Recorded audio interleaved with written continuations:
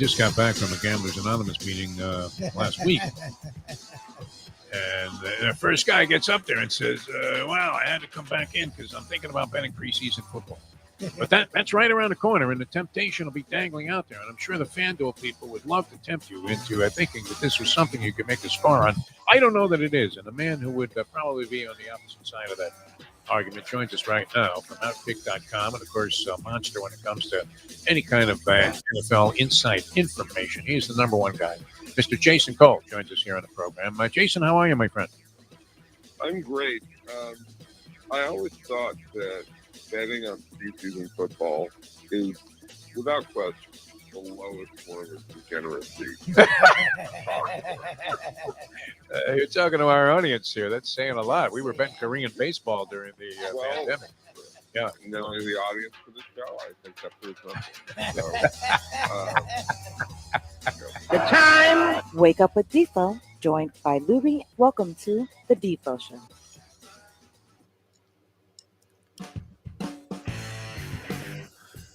All right. A very pleasant good morning, everybody. Great to be with you here on another edition, a Wednesday edition of the Defo Show. Jeff DeForest, and we have very dapper-looking Mike Lubitz. The wife has you stepping it up a little bit. I'm going to have to get rid of these ragged T-shirts that I'm wearing here on the show and maybe join the collared shirt crowd because you're looking good, Lubie. I hope you're feeling good. I got off to a little bit of a slow start today. A couple of setbacks early on. Got up in the middle of the night, and I heard that somebody in Florida had won the Mega Millions jackpot, $1.6 billion. So I'm thinking, wow, that narrows it down. That's 49 states eliminated, and I have 10 tickets here that are live. So then I see the numbers, and the Mega Millions ball, which I don't know, are there less numbers in the Mega Millions ball, or is it just another ball being drawn like the other five? What's the deal on that? No clue. Okay, because you do get paid if you have that. It's kind of like the colored ball of the final five that you have on a rack when you're shooting in the three-point competition. Although they've kind of messed with that, haven't they? Now they have like a total three-point rack.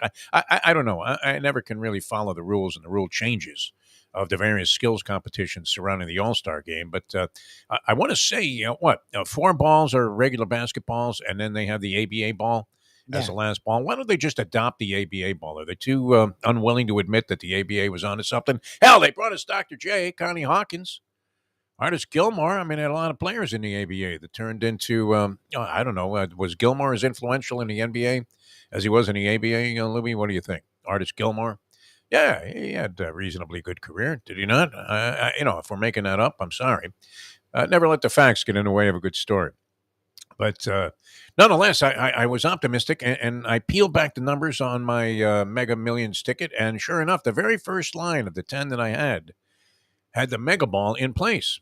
What? Yeah, well, it's nothing. I mean, you get $4 back for that if you have the Mega Ball, if you don't have anything else. And then I look at the first number on that line, and it was the first number drawn.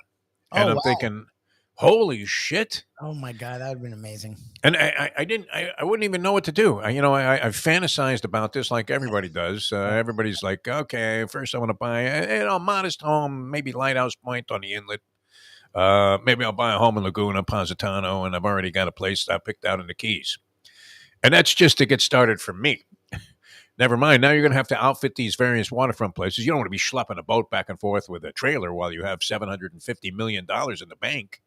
So, you're going to outfit each place with its own set of aquatic toys. And, you still got like zillions of dollars left. And then I'm going to have the Clooney dinner where I invite like 20 of my closest friends and lay a briefcase on them, each with $1 million in it. And then there will also be the instruction, now lose my number.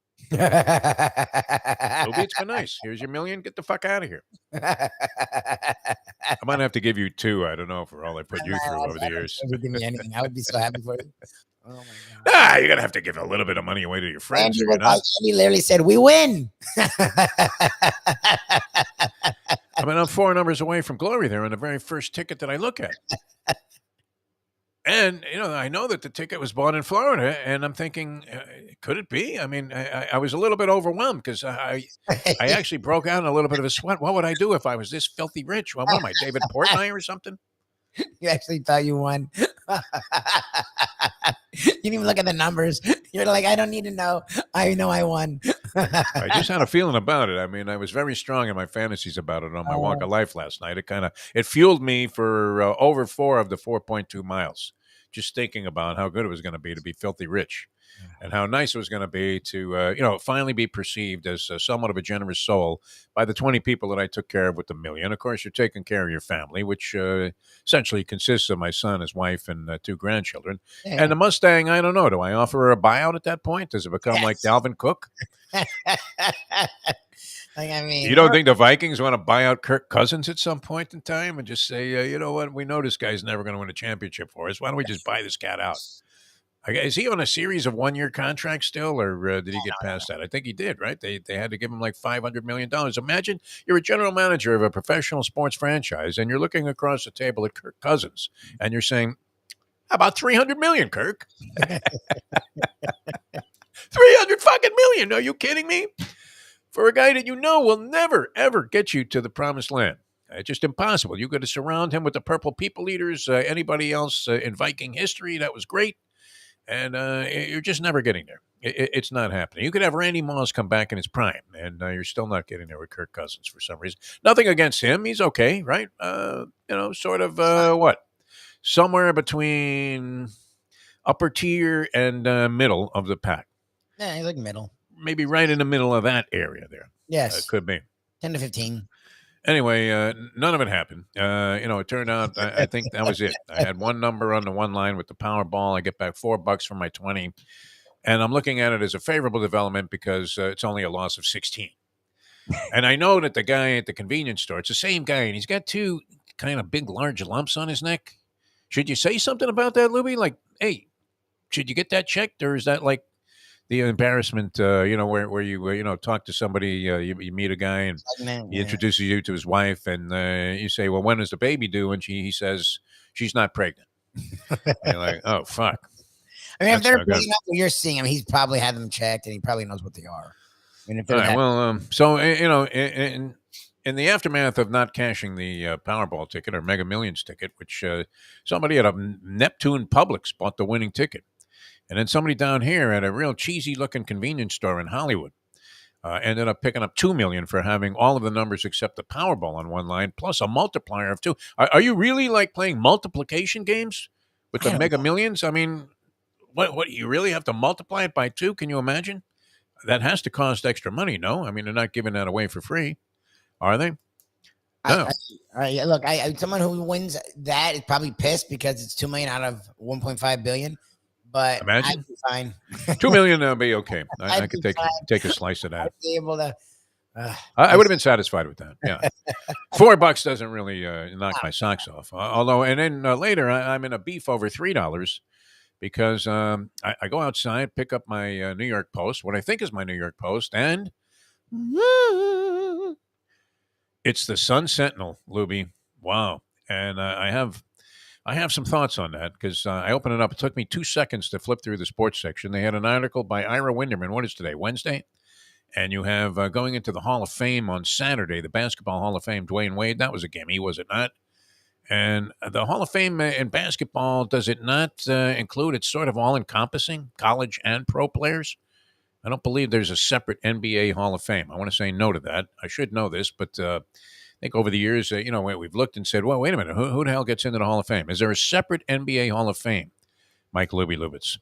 He's on the phone there, and we're going to bring you a very special guest here. In fact, we have a lot of stuff happening on the program, and we're going to be joined here in just a couple of minutes by one of our good friends, the former head coach at Florida Atlantic University. Their football team did a great job. It was always a lot of fun to speak to. Kind of set it up. I guess Lane Kiffin should be shooting this guy at least a piece of his fat salary there that he's making right now in the SEC because this gentleman set the stage for all of that success that Kiffin had at FAU, and went on to the University of Pittsburgh, where he's definitely shining and standing out as one of the top assistant coaches in the country. Yeah, Are we ready with? I'm like, what's going on? How's everything at Pigs? Like, everything's going well. How's everything by you? I'm like, it's fucking hot. Yeah, it's hot. That's really all I have to say. That's it. It's hot. Charlie, are you with us? Charlie Partridge. I am here. Yep, and it sounds like it's really hot down there, Defo. Yeah, I mean, we can swear here, and I think the appropriate words would be fucking hot, and that's what it is. Well, that's it to me. So, all right, so we can fucking swear, huh? That really opened doors for Mike Westhoff when he was on the show. If you saw that Hard Knocks episode, which we didn't even know Mike cursed, the next thing you know, we're watching him. He's out doing Rex Ryan. How are you, Charlie Partridge? How's it going? I'm doing great. How are you guys doing? We're doing well, my friend. I was just bitching. I thought I won the Mega Millions last night, and now Lubie's not going to get the $2 million I was going to give him. Yes. Somebody did win it. Was it a one person or was it a couple? One person, and they walked away. I guess they're going to get like $780 million if they take the lump sum, which seems like the appropriate thing to do. Neptune, Florida. Where's Neptune? Neptune Beach, Florida. Have you recruited up there? Are there any hot recruits? No, I don't know Neptune. I'd have to Google that one. Lubie, do you know? I've never heard of Neptune. You seems like you'd be a guy that would hang out in I'm Neptune. probably from there, but I don't know it. Sounds like someplace I'll be moving to when I run out of capital down here and have to go to a cheaper place to live. Hiding from the bookies. Hey, Lubie, if you had won it, would you even call Defo to tell him you're not coming in? I'm a psycho. I would keep coming in. Yeah. I like this. Like, what you would keep coaching. Would you stop coaching? You wouldn't stop coaching. You would. You would stop coaching. I wouldn't stop coaching. I would not stop coaching. No, Yeah. hell no. Yeah, you're not. Why you love it? What are you gonna do? Be interesting to see how highly coveted your services were by other coaches when they knew you had $780 million behind you. Oh man, no doubt you can fund the new NIL funds that are going on everywhere. There you go. You might be able to pay a couple of Knicks players. That'll be great. There it is. What's happening? I mean, I'm looking at chaos again every day. I read another story, Coach. How do you feel about all of this realignment stuff, and how does it impact you? And what's the story at Pittsburgh? What's the stance on this? I mean, do you think it's a good thing? Yeah. I have honestly, I have divided feelings about it. I mean, it's one of those things that this is the direction things are going. It just kind of is what it is. It's hard to let go of some of the traditional things that go along with college football, but I understand it too. I mean, some of it is without a doubt, and a big part of it is, the fault is the wrong word, but when coaches started getting paid, the salaries that they started getting paid, assistant coaches included, it's all of our faults. That the players said, hold on a second, and I can understand why the players felt that way. And so money has gotten involved, and money is certainly motivating things to change. It's going to be unique, right? I mean, I remember when I was at Wisconsin, winning the Big Ten meant the biggest thing you could, not the biggest, but to get to the Rose Bowl was a big, big deal and to play someone from the Pac-12. Now look at what the Big Ten is. Like someone said there was a take out there. I don't know, there was an article or someone talking. Pretty soon here, you're going to be able to have the Big Ten West and the Big Ten East, and the championship, those guys play in a championship and they call it the Rose Bowl. Well, we're right back where we started, right? So it's interesting to watch all this happen, and just you got to almost take it day by day. Yeah, I was living in L.A. when I first got out of college and covering sports out there, and it was the Pac-8 back then. And I loved it. And then they expanded. They added the Arizona teams, and they became eventually the Pac-12. And but it was a league that had tremendous traditions. With USC, UCLA, you had great matchups. You had Oregon State, Washington State, Stanford, Cal. And, I can still hear Dick Enberg, talking about what a tough road trip it's going to be coming up, even in the basketball league for UCLA and the Wizard when he had to go and play the two Oregon schools. Those traditions are such a foundational part of and fundamental part of being a college sports fan. How do you see that being impacted, or does it matter? There's still going to be, I guess, allegiance to individual teams, but I kind of liked it when you had these, long-term league rivalries going. I agree with you. I love it. The thing that is hard for me to answer is that generational. I mean, does that mean a lot to me and you, but does not mean a lot to the generation, that's younger than us? I don't like that rivals, split in conferences and don't play each other.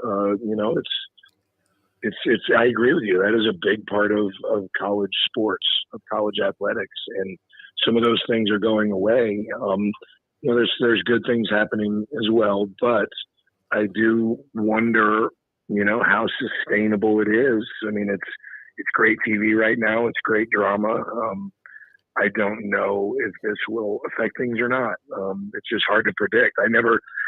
15 years ago, I don't know that any of us would have seen the landscape coming that we're in now, the reality is, you're not allowed to pay for play, but we're paying for play.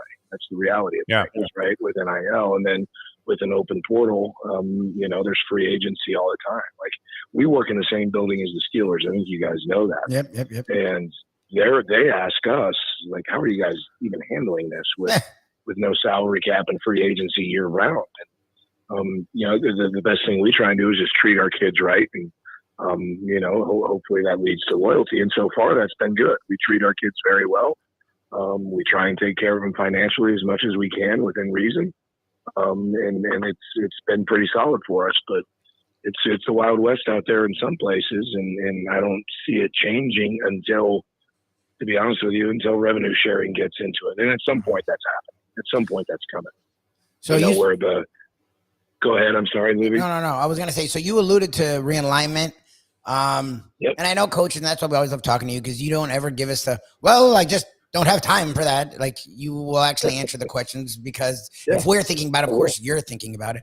What's interesting to me is Pitt's become a top 25 program. And it's in large part to you. Like, every single year, whatever the stars are, you have at least 1 to 2 linemen that are going to the NFL and that are wreaking havoc across the nation.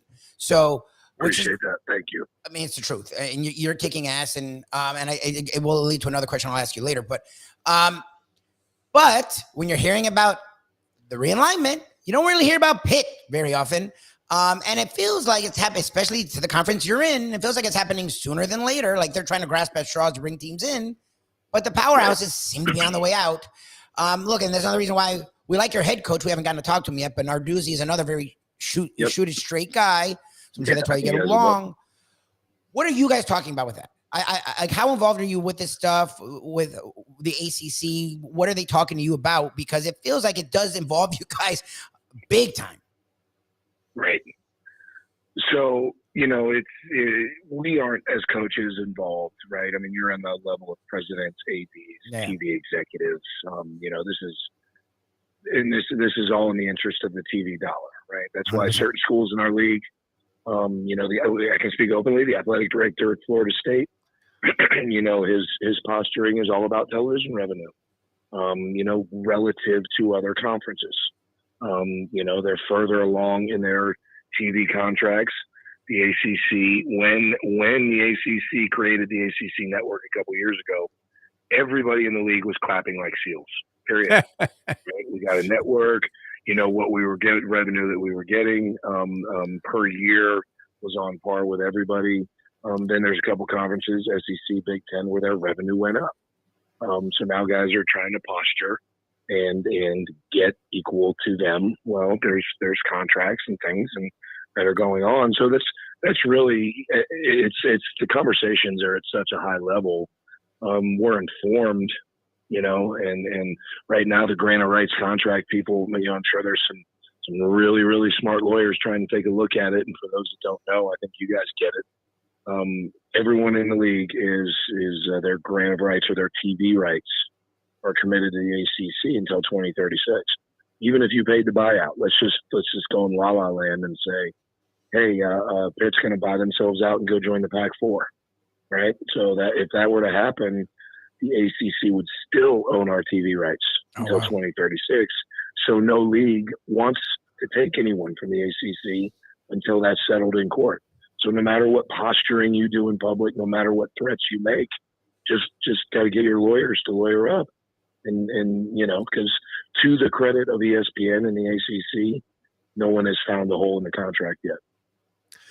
Two-part question for Charlie Partridge, one of the really strong assistants in college football, as Lubie mentioned. It seems like every year you have like the defensive lineman of the year, and Yep. are leading the league in destroying quarterbacks.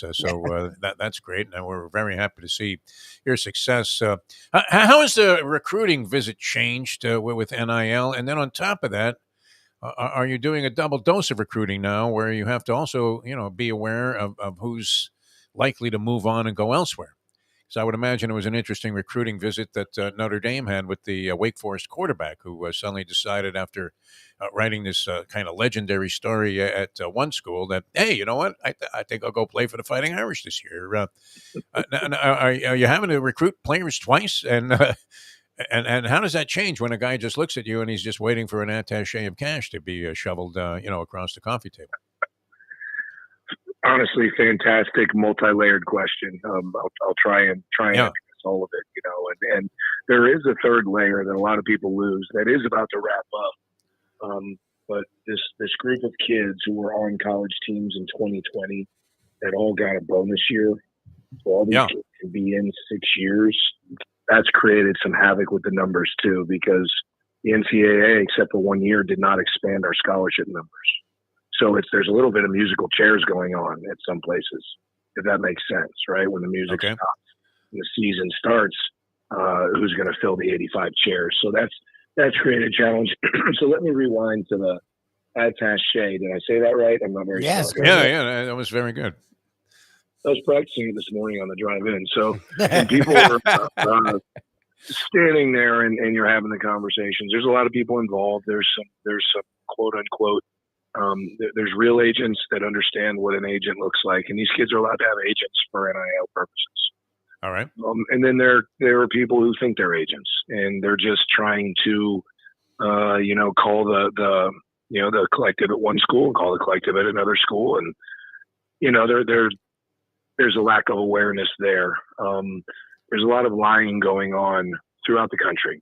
Okay, there's a lot of people that are, for example, taking the NIL money plus the value of the scholarship, plus the value of the food, plus the value of the Pell Grant, and they're kind of adding all this stuff together and saying your package is blank, when really the NIL package is much less. You see what I'm saying? Booking a flight on Spirit Airlines. Yeah. Right, exactly. You actually have to pay for that water, sir. So, so some of that is going on, and I'll give Coach Narduzzi credit. Our program is one that's built on stability. We need to do within this crazy world we need to stay as stable as we can. We watch, and I'm not going to name other programs because I got friends in other places, but it wouldn't take you long to figure it out. We've seen some very, very top level recruiting classes that have been rumored to have enormous NIL packages. And within 8 months, the locker room was absolutely destroyed. Half the class was gone. They were expected to win 12 games. They won 4. And a lot of that was because imagine if you're a 22-year-old man and a 17-year-old boy comes in, he's making $1 million, you're making $20,000. That's a problem. Yes. It's a huge problem, right? So we, as in per Coach Deuce's leadership, we're working hard to find a way to essentially have tiers, right? There's a tier of guys that we're paying when they come in. There's tier guys that get a bump when they're contributors. Then there's a tier of guys that, hey, when you're on that level of All-American, et cetera, then we're in a phase of negotiation. But they've already been here and earned it. And when you start getting into the negotiations with kids coming in, you're going to lose a recruit here or there, but might you have lost an older guy when that kid came in because you're paying him too much? That's the balance that we're all trying to figure out. Second question, sorry to be so long-winded. No, it's great. Fantastic. This is super the recruiting your locker room, I think that has always been the case. It's just the kids can leave now. I think even if they didn't leave, you could lose them, if that makes sense. Before, you could lose them and they're still coming to practice every day. And it all comes down to the truth and telling the kid the truth and explaining to them where they are on the depth chart. That's usually what it comes down to. Kid that thinks he should be playing when he shouldn't be, navigating those conversations. If you're truthful all the way along, you have a better chance of that kid staying until it's his time to play. I don't know if that's clear or not, but that's the world we operate in. Well, and when it comes to you specifically, because you're big in recruiting and you'd go coast to coast, north to south. But like you said, when it comes to realignment, there's the higher ups are dealing with it. And there's the NIL people. I feel like Charlie Partridge isn't sitting here going, you see that card, Johnny, that's yours. Like, I feel like there's only so much you really can promise. Like, how much when you're recruiting a defensive lineman? Well, you recruit all the positions, actually. You're probably one of their best recruiters. How involved is NIL with your discussions? Because I know the parents are all about it, and the kids to a certain extent, but I think they usually leave it to the parents and the agents. How involved are you when it comes to your recruiting using NIL, quote unquote? To be honest with you, I mean, my involvement is to this level. And I talk more about how I develop a kid to get him to the real in the league potential NFL money. Yes. Generational money. What sounds like a ton of money. Like, for example, there have been kids that transfer and they've rumored they're going to get paid $5 million because they transferred and they get $500,000. That quarterback who went to Florida, who supposedly was going to get $13 million, and then he left because it didn't come together. None of us are surprised that those things are happening. And sometimes, guys, it's not even the coaches. You have now a separate entity called a collective. Okay, and you guys all, I'm sure, now have a kind of a grasp about what the collective is, right? Sure. So a lot of those conversations are directly between recruits and or that recruit's agent and the collective.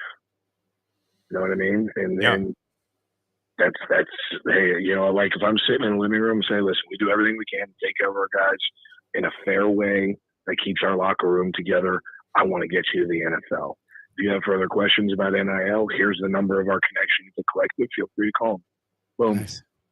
Kind of interesting. And it was always considered a dirty business before. It's funny because there was an innocence to it too, because it was just a question: if Bobby Bowden could stomach Mama's meatloaf, then there was a good chance that the kid might sign with FSU, as opposed to calling the collective. Here's the phone, and call these guys. Is the business dirtier than it was before? And is there an unlimited source of funds for some of these places? Two really good questions. I don't think it's dirtier than before. I think it's more above board. Okay.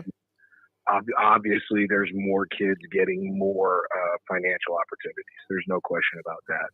I think we all know that there's things that were happening under the table at certain places.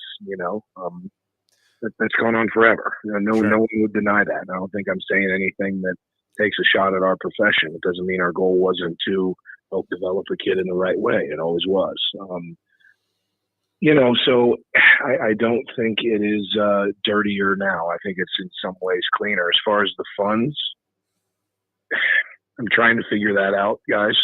Yeah. It doesn't feel sustainable, but I don't have the kind of wealth that I would understand wanting, to I will give a little bit because I love my university, but I can't throw in a monster amount of money to help pay someone who's, at that point in their professional career, because it's what it is now, right? To me, it's early stages there. I don't know how sustainable it is. And it's not hard to imagine that Johnny Booster really wants to sponsor Billy Recruit to be the starting linebacker, right? Well, when Billy Recruit isn't ready for 3 years because he needs development, pretty soon that booster gets upset. Why am I doing this? You can just imagine all the scenarios that it's hard to understand. But guys, I don't know how much it matters, because I really believe in my heart that I don't know how long, I'm not going to even throw that out there, that the revenue sharing is coming, meaning the TV money that comes into the school at some point here, the players are going to get a piece of the pie. And one final thing on all of that, and we appreciate you answering the questions. Because sorry, I'm talking so long. No, it's great. I mean, you don't usually get this kind of illumination about what's really happening there. Everybody has their own vague ideas about it, but this is great for our fans. The NCAA, I mean, obviously has itself to blame for this, right? They could have staved a lot of this off. This chaos anyway, if they had just conceded to you think they would have evolved this way anyway? it's hard for me to predict, because I know obviously we had that court case, and there's a lot of talk that if 10 years ago, if we supersized, I've heard that quote, right? So, Rick Neuheisel says it all the time on his show. If you supersized the scholarship 10 years ago, maybe give everybody 50 grand out of the pot, that everything. I don't know. I mean, we're all creatures of the same thing. You get something you want more, that's the reality of it. And what changed the game, in my opinion, was the Big Ten Network, when the success of that, and then everybody followed, and then the salaries the coaches started to get. Yeah. And when those things started to go the direction they went, I think this era that we're now in became inevitable. I think we just need to do our best to hold on to as much as we can of what we love about college athletics, which is developing, what the pure part is, developing positive citizens via sports. Get your degree, treat people right. Hey man, I know how to get you to the NFL if you're willing to do it. Things go right for you. If we can stay in that vein, and these kids get some more money in their pocket, that's not all bad. It was probably long overdue. I would tend to think in that direction. Bernie Kosar was screaming about this in the early '80s at the University of Miami, and at the time, I guess people were getting. I know in my day it was $15 of laundry money that we got, and we could have been happier because it went a long way. All right, what's the outlook? Here's your basic question. What's the outlook for the team? And you guys have been doing well, as Lubie alluded to. I've been doing great. Pittsburgh's become much more of a national force and always a factor, in ACC races and things of that nature. What do you see for Pittsburgh, and how does the ACC stack up? Because a lot of people are thinking that Clemson comes back to an elite level this year. Yeah, so I'll start with us. I mean, I feel really good about where we were, and thanks for talking about what we've done lately. We've won 20 games in the last 2 years, and that's no joke. And so proud of what we've worked hard to build. I feel good about the team. We have a quarterback that's from Pittsburgh who transferred back. He was at Boston College, and he was with our offensive coordinator, so those two have worked well together. And if you have a quarterback, you have a chance. We have a lot of pieces to replace on defense. But things are going well. We have one of the tougher schedules in the country. Our non-conference, Cincinnati, who's had a ton of success lately, West Virginia, which is a big rival, and Notre Dame. So, in terms of the teeth of the conference, the two teams that everyone's kind of talking about right now, outside of Pitt, is Florida State. That's the one that kind of has the most going into season hype right now, and certainly Clemson, and both of those rosters are very talented. So, Florida State has certainly a big meal to chew when they start off their season against LSU. So we'll find out exactly where Florida State is, at least starting at the beginning of the season here early. We start off our year against FCS school, Wofford, home game there. Hopefully we take care of business and we get right to it with Cincinnati, who's had a ton of success. So I'm excited about what the season holds for us, and things are going well here about halfway through fall camp. I know, and we appreciate you being generous with your time. You probably have, a zillion meetings to go to. Any thoughts on the University of Miami? How are they being perceived by the rest of the ACC? I think there's a lot of people that respect and understand what Mario's doing. He's taken a model that has been successful at multiple places. You're talking about Alabama, you're talking about Georgia, and some of the players that he's recruited and how hard they're being coached. Everyone anticipates, a big jump in Miami. And listen, you can keep doing the coaching carousel, Miami fans. You can keep firing and rehiring and wondering why your program never got built. You got to give a guy some time, or the cycle will continue. So I think there's a lot of respect for what he's doing. It's not going to happen overnight. Give a guy some time and watch what happens. All right. I guess if it was permissible, you would probably take most of your recruits, especially here in South Florida, to Cafe Seville with Joey Esposito, and that was going to be a winning proposition every time. But did you ever have to do the Mama's Meatloaf thing when you were recruiting a kid and eat something that even Anthony Bourdain would turn his nose up at?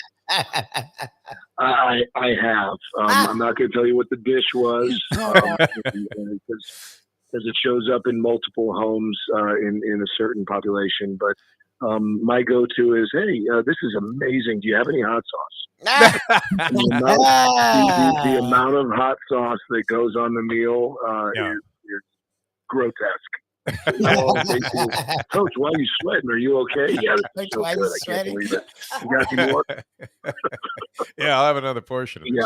Yeah, that's a rough one, man. Excellent stuff, Charlie. Always a pleasure, my friend. Hey, thanks. Very illuminating on all of that stuff that nobody understands. So that was great, and we appreciate you taking time to be with us anytime, and hope to talk to you many times throughout the season. It's my pleasure, guys. Always love talking to you. Have a great day. See ya. Love you. All right, thanks a lot, Charlie Partridge, ladies and gentlemen. That was good, Lubie. I mean, that was some real answers on some of that stuff. That's why we have him. That's why we. You're in the room there. Imagine how that's changed, right? It used to be Bobby Bowden. Okay, Mrs. Green, I'll have some more of those collard greens and a little more of that meatloaf if you don't mind another slice, right? Mm-hmm. And you're thinking, as I've said for many years, if it wasn't for the fact that Bobby Bowden had an iron cast stomach, something that exceeds even that of Mike Mayo of the Lunchbox Show, where he could eat 17 different things all at once and not feel any ill effect from it, right? Not even to the point where he says, maybe I'll back off for an hour or two. Just go right to the next recruiting visit and have another slice of Mama's meatloaf. That was incredible. But now instead, you go to these scenes and you're passing a cell phone to some slick Drew Rosenhaus-like agent, and he's getting on the phone with the collective, which sounds very much like you wouldn't remember this, obviously, because you weren't born at the time. But I remember when Smokin' Joe Frazier turned pro, there was a collective that was formed. And it was a big deal at the time that they got like 7 businessmen. And in fact, I think your man, Larry Merchant. Oh, wow. The human zombie at the end of his HBO career, Larry Merchant, 2 fighters at a crossroads. Where was I, Jim? Oh, the crossroads. I love Larry Merchant. He was great. Merchant was great. I mean, and was a terrific, part of the fabric of that New York sports writing scene for many, many years. And that's why I'm pissed that I couldn't believe it. I was going to get into this stuff about the Sun Sentinel was delivered to me instead of my New York Post today. They're delivered by the same people. So the, poor guy that is, I almost said slob, but he's been doing a great job. And I was just thinking, wow, I mean, this paper's coming on time every day, day after day. They never miss one. And then boom, as soon as I thought that, Lubie, after looking at my losing Mega Millions ticket, thinking I was the winner in Florida, here's a Sun Sentinel, South Florida Sun Sentinel. Wow. Which, I mean, it's a shame what's happened to sports sections. It's a crying shame. It really is. You had our man Chris Perkins. He's got big synopsis about the Dolphins practice and their big scrimmage on Saturday, which I didn't even know that they had, right? No one covers. They don't have a beat writer on the Marlins, Libby. The Marlins independent race. I mean, still now a half game out after winning last night of the wild card. Although not pennant, they're not in the pennant race, but they're in the wild card race. Well, I mean, to me, that's the pennant race at this stage of the season, right? I mean, they're not going into the playoffs as a divisional winner. They're never going to catch the Atlanta Braves. It might even have they faced mathematical elimination yet? I mean, I think they do in every game. Close. And they pulled this one out of their ass. It looked like they were going to lose this one last night. 7th inning, you got a Soler homer. He has 28, by the way. There'll be 28 home runs. This was a 2-run job. They were down 2-1. Yes. Did you catch any of this action? I was watching it. Yep. And then they got 3 scoreless from 3 different relievers. Did well. Robertson fucked around a little bit, but he got 2 very generous strike calls to strike guys out. 2 of the outs that he got in the 9th. I mean, those looked like balls to me. I don't know about you. He's erratic. Like he started strong, and then he has a 1-2 count on a guy and runs it full and walks him.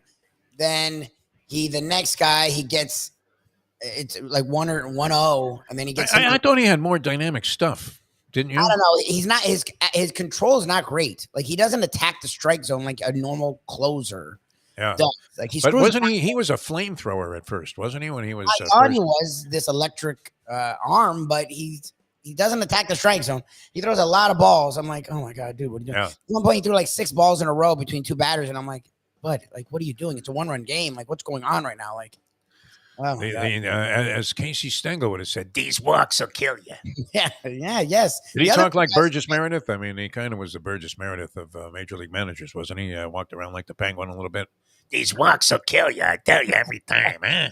I don't know if he women weaken legs. I don't know. All right, so they're a half game behind Cincinnati now for the final wild card spot. which is occupied. What you have the Cubs in there, the Giants are in there as a wild card team. Phillies. Philadelphia. Okay. So those would already be the three. Yes. All right. So they have some work to do. Yes. They definitely have some work to do. But they're only a half game out of it. I guess they're a half game behind the Cubs. Is that it? Yeah. Phillies and the Giants have separated themselves a little bit. The Cubs are the one that came out of nowhere and took advantage of the slumping Reds. Because the Reds are in a dead heat with the Cubs right now. Yes. Virtual dead heat. I think the Cubs are percentage points ahead of them because they might have one more win, one less loss, something like that. I don't know. It's close. Whatever it is, it's close. Yes. So they're in the race, right? Yes. And this was big. Nobody covering it. They have an AP story. This is what, Wednesday, Lubie? I lost track of the days. They have an AP story about Monday night's game. I'm reading about it. I'm going, wait a minute, what's wrong with this? This happened like 2 days ago. See, the Herald, Mish isn't I don't think his title is beat writer, but he writes for the Herald about the Marlins. I don't know if the Sun Sentinel, I don't think they have any. They don't have anybody covering the team, man. They used to have Gordon Eads writing baseball. That's crazy. I mean, part of and I don't know, they haven't really capitulated to the point where they're just, generating artificial intelligence to tell you what teams to bet on. But not much in there. I mean, Winterman has his story, and Winterman's a good writer, and, nobody knows more about the Heat. I would put him right there with our own Scoop Skolnick, from 5 Reasons Sports Network. But Winterman, you would probably have to say, is the senior emeritus Heat guy. I mean, he was there since day one. Yeah, he's older. He's been doing it longer. Yeah. Well, and nobody's immersed himself more. I would imagine he has a Heat insignia on his heart at this stage. Well, or do you think he hates the Heat secretly because I don't know he loathes them? Or hates them? He leans them because you have to be able to cultivate good sources. But yeah, Scoop covered the Dolphins for years. Scoop went national with Bleacher Report. Like Ira has only done the Heat since the 80s. Zeroed in on it. Yeah. So he is to the Heat what Barry Jackson is to all sports. Yes. And that is, I mean, he's just, immersed in it. It's great. So I mean, you would expect him to have a very eloquent article about how Pat Riley regrets, as Dwayne Wade goes into the Hall of Fame, that he regrets that he ever, had that little period of time where he left here. Yeah, but see, right? Wade said it. Wade was, I guess, on Levitard, and Wade said it worked out because we wouldn't have gotten Butler. Like the reason we got Butler was even when he was pissed at the Heat, he was in Chicago saying, "Yeah, this organization sucks. You belong with the Heat." Yes. And Butler was like, "Really?" And he was like, "Yeah, this is weird. Like they don't fuck around there. They're really about their business.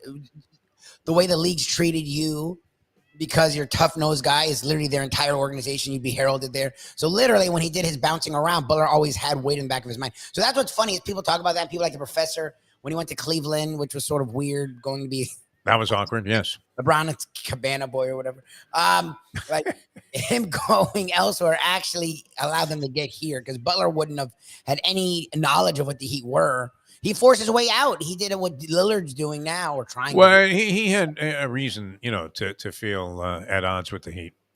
Because he had, done the Tom Brady thing, which here was your superstar, and he's sacrificing capital. To Brady's credit, even though the professor probably, I hope he's not viewing this right now, because he would start internally vomiting. But you didn't hear Brady, bellyache about, the fact that he was sacrificing cash while he's watching stiffs making twice as much money on an annual salary basis. Now, you could say, your argument is well taken sometimes. How much money do you really need? Aaron Rodgers is kind of taking that position, like, hey, I've made like $600 million. What the hell do I need? Yep. So if they're going to pay me like $37 million less out of 90, I'm still okay, man. I'm making out pretty well for a guy that's throwing a ball around and playing a child's game, essentially. What's supposed to be a child's game, but it's real men that are playing football, Lubie. You see this kid? I mean, is it possible a 450-pound guy? What, the TCU guy? Yeah, is going to line up at what? Offensive line, I would imagine. Or is he on the defensive side? Wouldn't he be able to plug like all of those gaps? Yeah, he could be a nose tackle. I mean, look, the fridge was deaf mid. Can that guy move around athletically enough to be a nose tackle at 450 pounds? And my God, why doesn't somebody give him some Ozempic? Something. Lose a little weight, my friend. You're not going to be long for this earth. Yeah, well, that's the thing. Sadly, yes, it's not good for your frame. It's not good for your heart. It's not good for your 445, Lubie. Yeah, it's not. And then he's trying to be active, so that's only more pressure on all of his Yeah, it's not And great. he's playing what at TCU? You said Got to be hot as hell. Yeah, it got to be 1,000 degrees at practice. Did they even let this guy go outside? Can he get out of the door? Can he get out of the door? Imagine this guy. You know, they have to have a special doorway. They had to enlarge it just to get this guy on the squad there. Probably making a lot of money, name, image, and likeness. I would imagine he has several food sponsors that are more than willing to say, hey, he didn't get this way eating diet cookies, my friends. Anyway, a lot of weird stuff going on. That was interesting with Charlie Partridge. The Marlin thing, that was good. You say they're out of it. We were talking about how there's no coverage of this, which is they're out of really it for the division. I don't think they're out of it for the wild card. The wild card's a bunch of teams that are in. Like the Giants. The division, forget about that. That was over in May. Yeah, division, they're out of it. That was over in April when the Braves took the field on opening day. As soon as the anthem was played, it was like, Braves. They're out of it for the quote unquote pennant. They're not out of it for the wild card. I mean, they're right in it for the wild card. Look, they snapped a 5-game losing streak and still are a half game out. You know, like hopefully they can pull Pretty incredible, yeah. You know, they're still a little shaky. I mean, it wasn't like they were providing massive run support in this ball game, and they leave so many base runners. I'm not sure. I didn't see all of the game last night. I tuned in late and intermittently throughout. But I thought good performance there. Solaire's home run, obviously key. And then, to get those 3 relievers, what was it? Nardi, it was, what's the guy's name? Was it Scott, and then they brought in Robertson. And all 3 pitched great. Like doesn't Robertson look like he's out there on the mound singing, I'm a Yankee Doodle Dandy? How did I? It's not like he comes out there like the mad Hungarian Al Habrowski, right? Or Gossage, the goose comes out the hill there. Rivera, Mariano, when he used to come into the ball game, he had a little bit of a look to him. Robertson just looks like, hey, nice to be here. He throws around a lot. Like he pitches like a bullpen guy, not a closer. Like the guy Nardi came right after the people, and Scott to a certain extent. Robertson screwed her. He was not going right after the strike zone. It was really confusing. He got 2 easy outs, and then the next 2 batters he messed around. He got out of it. They won the game, but. I was like, that would have been bad if Robertson had been responsible for blowing its game. I think Kim Ng might have blown her brains out right there in the press box. She's looking at Berger going 0 for 4. Josh Bell, what with this giant belly. Robertson blowing save after save. Avisail Garcia getting thrown out of games when he's not doing anything in the game to begin with. He's useless. I don't even know he's in there. You're happy he got thrown out because at least the manager doesn't have to go out there and take him out. It's like, do us all a favor. It's unfortunate, but, true. As Glenn Geffner was saying, he had a habit of every other season being okay. I can't tell you I'm an expert on the past performance charts on Avisail Garcia, but what we've seen of him as a Miami Marlin has been very much, Mendoza line-esque, is it not? Yes, very disappointing. Oh, my God. Unbelievable. All right, we have Tony Segredo. He's going to go all school with us. Tony's doing well, and he's going to join us about 8 o'clock. That's brought to you by Texas Roadhouse Restaurants.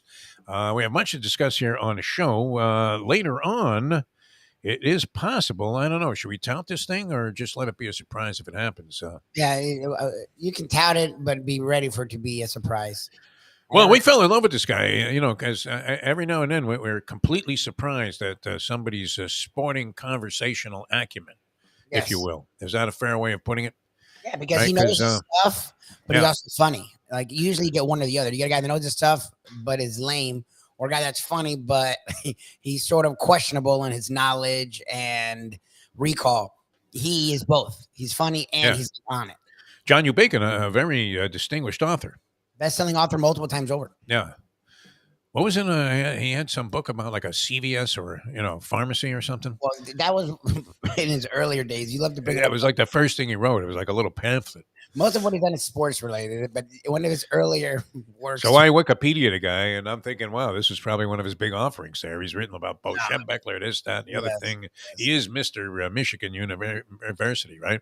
University of Michigan, I guess it would be. He doesn't like that because he wants some kind of impartiality, but I think he's like he's taught there, and he like lives in Ann Arbor, and he's like sort of Mr. Michigan, but he also likes to keep. He wears khaki pants. What are you talking about? He does. Has pajamas. Come on, this guy's Mr. Michigan. Loves it. And has written several books about it, and then other, accomplishments. John U. Bacon, very distinguished author, but he got the ridiculousness of our line of questioning, which is often used to try and bring about some kind of rationale to what it is that people have been writing about and speculating about. Which I think we got a little of that, a little feel for it from Charlie Partridge, did we not? That it's pandemonium in college football. Pandemonium. He doesn't believe, and I think he's right about that. Over time, a lot of people think that, and maybe at the time it was true, that if the NCAA had just capitulated and said, okay, listen, kids, how about 25 dimes a piece, for top players, and the rest of you guys can divvy up, a smaller number. That might have pacified people for a while, but with the ridiculousness and the inflation that's taken place, as we've always said, the NCAA rules, they may have been fine at one time. It's kind of like the Second Amendment, right, Lubie? When the Second Amendment was written, it was a question whether or not you wanted to buy a musket. Oh, yeah. I mean, it was different. Well, we're going rabbit hunting. Yeah, okay. So you have the right to bear arms. Yeah, they were taking on a government, so they needed to make sure that they were always able to take on governments. The problem is, you didn't have a world population of nutbags that has gone up exponentially, being fueled by people in politics to go out and just run amok.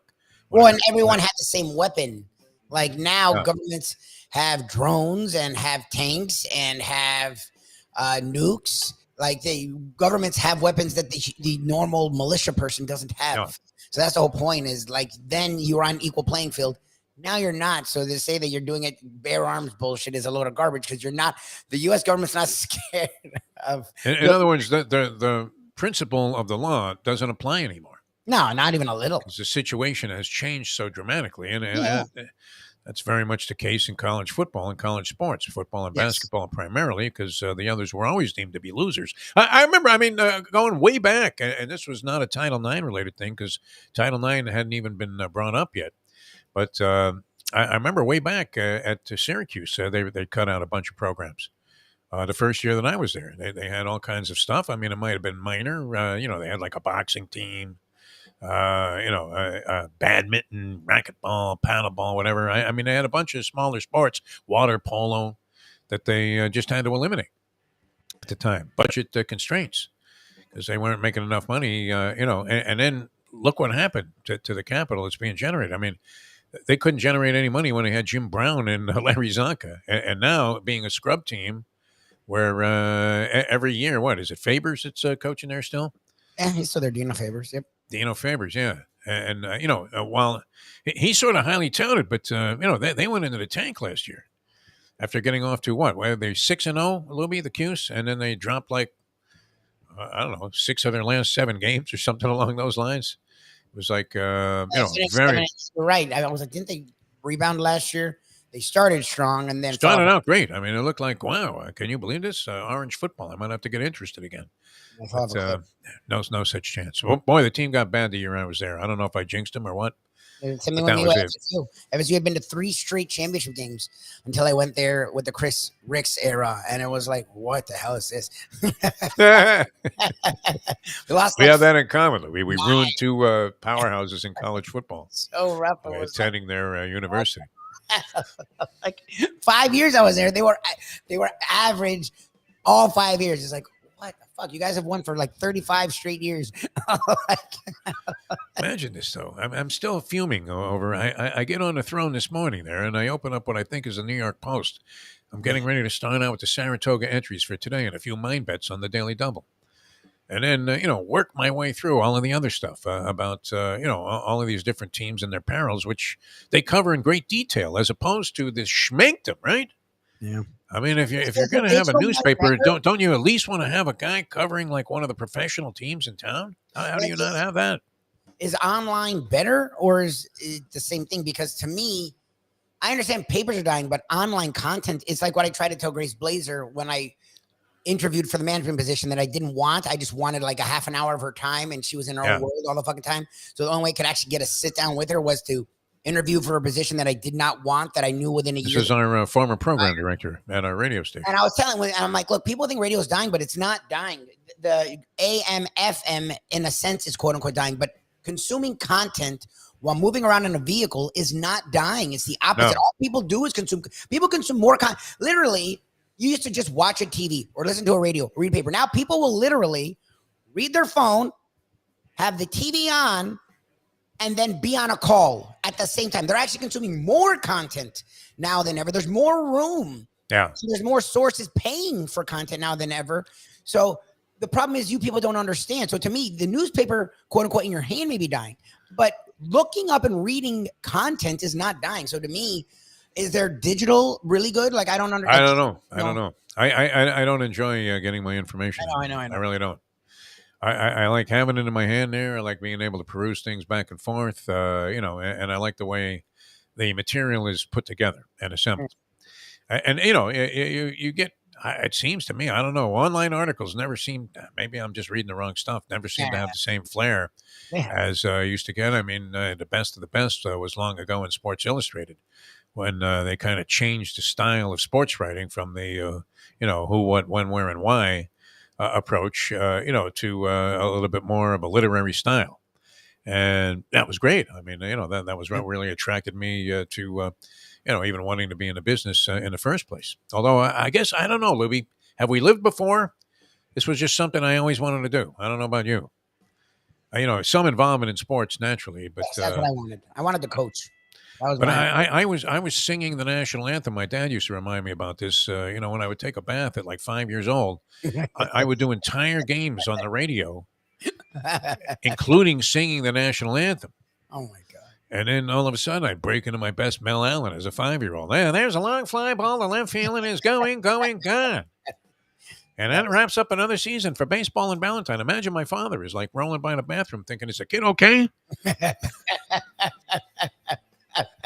But what is that? Well, what would propel you, and possess you to start doing shit like that unless you had done it somewhere before?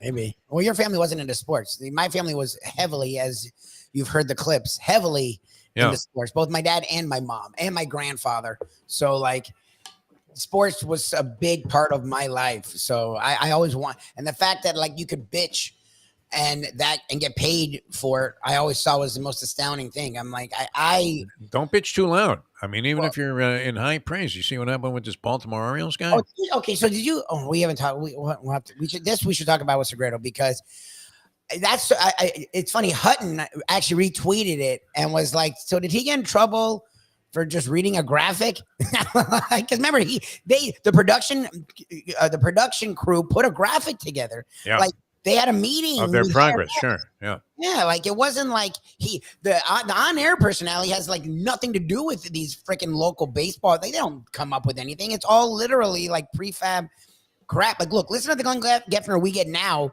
compared to the Glenn Geffner they used to call Marlins games. Like, it's I thought it came out pretty harsh by the standard that we were used to. Not that he was shilling for him before, but look, you're always gonna, it's you're supposed to be unbiased, but let's face it. There are influences. If somebody's paying your salary and you're reporting on a team that essentially, and you're speaking to their fans every day, you're probably going to be less harsh. Remember, Tommy got booted for supposedly criticizing players.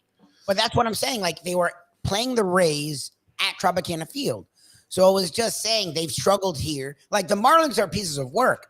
But like, who's mad at that? That's just a fact. He's not giving an opinion. Like, he was saying the Orioles have been good, but they have struggled at the Trop lately.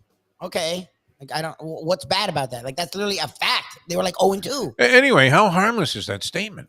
It's not like he said, you know what, if the owner wasn't such a cheap, asinine human being, a semblance of a human being, then we would have won years ago. He just said, hey, the team's playing better.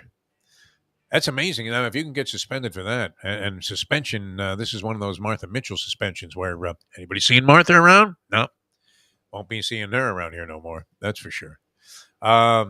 Yeah, very, very strange that would happen. But I did notice that Glenn had a little bit more of an aggravated tone Yeah, about yeah, what the Marlins had been doing in terms of personnel which is than understood. than we have heard in the past. When you're working for someone, there's only so negative you can be. But like, Yeah, how are you going to get punished for reading a graphic? exactly. For reading a promo. Yeah, that would be the thing. yeah. Yeah. Yeah, make sure you tune in for Barney Miller tonight. We have another fine episode coming up right after the ball game. And they go, "What? You're fired."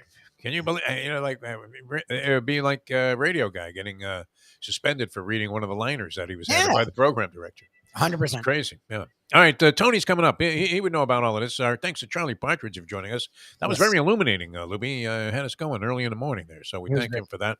Also, later on, possibly John U. Bacon. Yes. That's not confirmed, but John usually surprises us by going ahead and doing it anyway, right? Mm-hmm. And all of a sudden, hey, aren't I supposed to be on?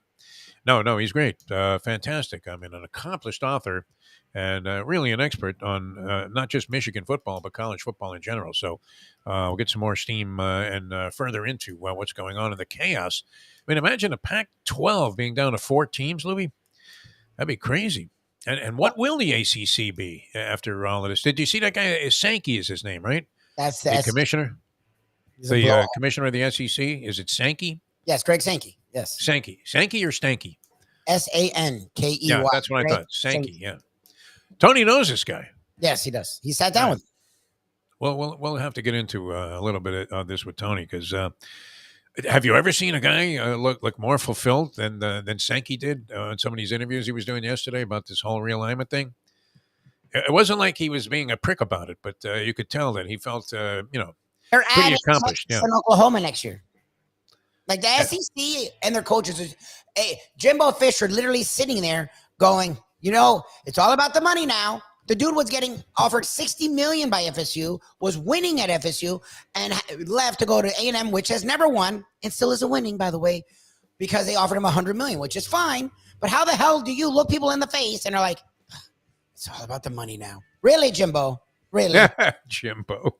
Like, come on, man. Like, what Jimbo is the worst fraud going. I mean, he should be, if Trump does get the nomination, I hope he makes Jimbo Fisher his vice president. No, but that's what Sankey was literally like, this realignment's crazy. We're happy where we are. You're adding 2 more teams next year, Greg. You're adding, you haven't added them yet. You're adding 2 more. Like, what the hell? Yeah, you're right. He is a sanctimonious prick. Like, what are you talking about, man? Like, you're not done adding teams. I was fluffing over Sankey in the SEC. Can you imagine? Funny. It's fine. He may believe his bullshit. It's just, dude, you can't talk about, this realignment's rough. You're still realigning. Yeah. I mean, with piles of cash being offered to these clubs. All right, we're coming back with Tony. Tony's going to join us for a little old school brought to you by Texas Roadhouse Restaurants. Also, hopefully, going to connect with Ed Garcia from Texas Roadhouse because we have to get that thing together where we go out there for a Saturday game. He's in to do a weekday or to do a special broadcast, and Mike Mayo is also in to do a weekday or special broadcast. I know Mayo would be in, that's for sure, because it's free food. All right, we're coming back with Tony in a moment. Now that. The time.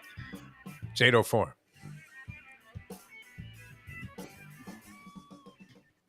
Folks, Tony Segreto here. Let me ask you a question. What do you look for when you go out to eat? Good food, obviously, friendly atmosphere, not too loud, but good energy, reasonable prices, and a place where you feel comfortable. All those ingredients, no pun meant there, are hard to find unless you're talking about the Texas Roadhouse. You see, they encompass all of those attributes. Really, really good food, amazing atmosphere, good for a family, good for a date, or just a night out for yourself, and prices that will make you extremely happy. Their ribs unmatched. Steaks hand-cut every day. Everything, and I mean everything, is made on site, including their incredible bread. It's the one day, folks, that you can forget about low-carb diets. Trust me when I tell you, Texas Roadhouse, your restaurant, your destination when you say, where should we go and eat tonight? From the newly renovated sports bar to the beautiful bayside views captured at the Tiki Bar, Jimmy Johnson's Big Chill has it all. Located at mile marker 104, the Big Chill also offers waterfront dining while experiencing breathtaking sunset views of the Florida Keys. It's simply the hottest spot in the Keys to cool off. That's Jimmy Johnson's Big Chill at mile marker 104 in Key Largo. For more information, call today at 305 453-9066. What we gonna do right here is go back, way back into time.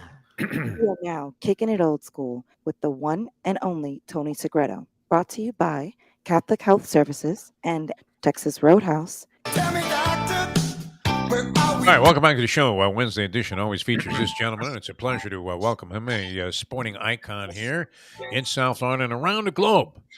As he was internationally acclaimed with the Sports Machine for many, many years. In fact, George Michael probably didn't he just want to hand you the baton, Tony? He eventually did he not? How are you, Tony Segreto? I'm fine. Defo, how are you? Lubie, good morning. Good. Yeah, he did. He did, but he did begrudgingly. He had fallen off his horse in Virginia, and he broke literally?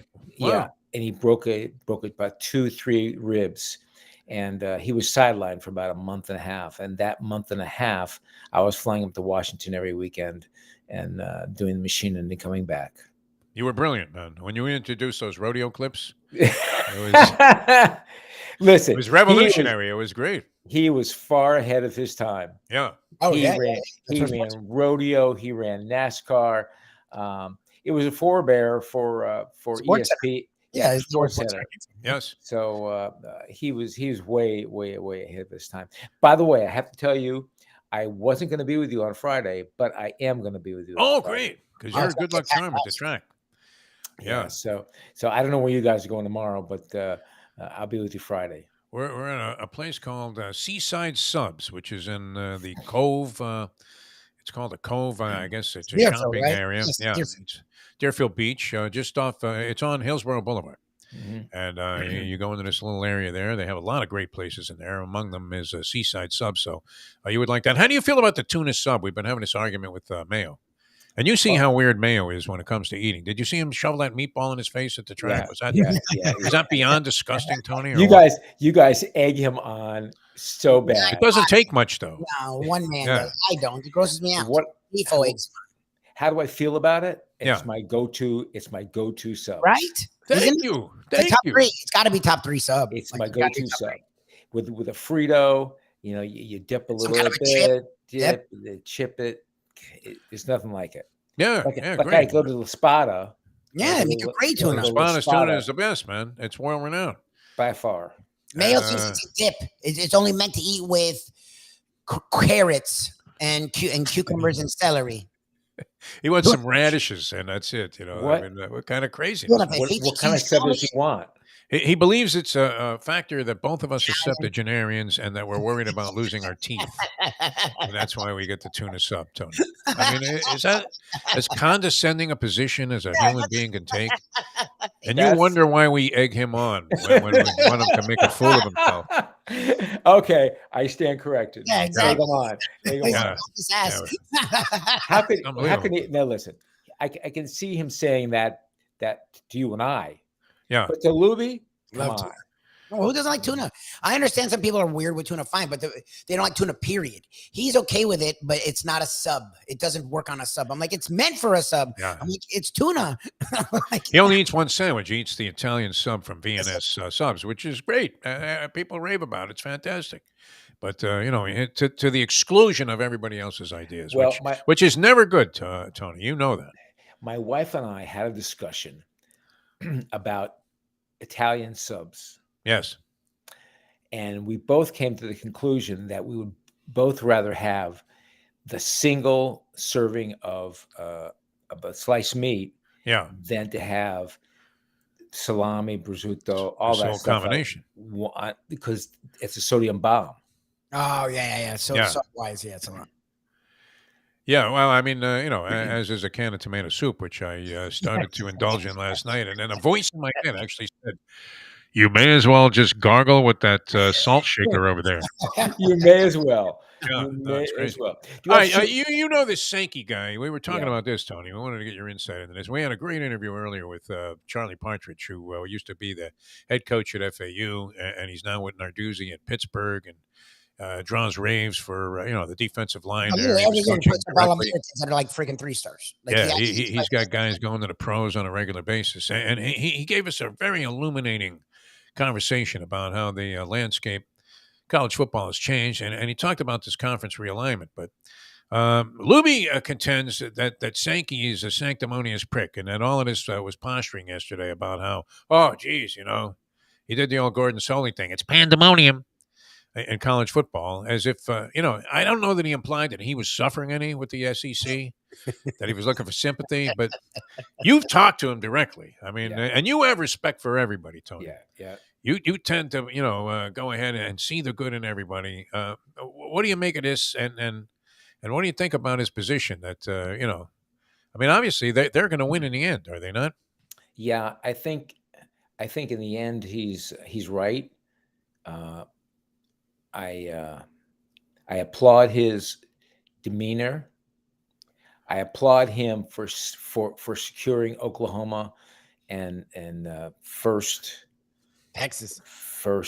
Oklahoma and Texas first a year ago, and now he can sit back and just watch it unfold, because that's exactly what he wanted to do. Yeah, 100%. All right. I mean, is it good? What do you think? Yeah, Tony? Overall for the game. I mean, you're a lover of the game. You love it at its most fundamental level. There. I mean, you'd be watching Bowling Green and having some action on that as they took on Northern Illinois. But, yes, I like it. Lubie thinks this calls for the Rinaldi music. It had to happen. It had to happen. It had to happen. Okay. Because the way the conferences were, it wasn't working, and the Pac-12 was. But why wasn't it working? I mean, because one conference was dominating monetarily. Or two were. And the Pac-12 was just falling by the wayside. Although this year could have been a good year, but now they find 4 teams with nothing to do. So those 4 teams are scrambling as to when can they get on? When can they get on? When can they join? Who can they join? Who can they join? And that's the question though. Is you're a favorite school to talk about here, the University of Miami, Mr. Board of Directors. I mean, is there a panic meeting on tap here? Are you guys going to be left out in the cold? No, there's a meeting on tap. What are the discussions that you guys are having? I know you're not.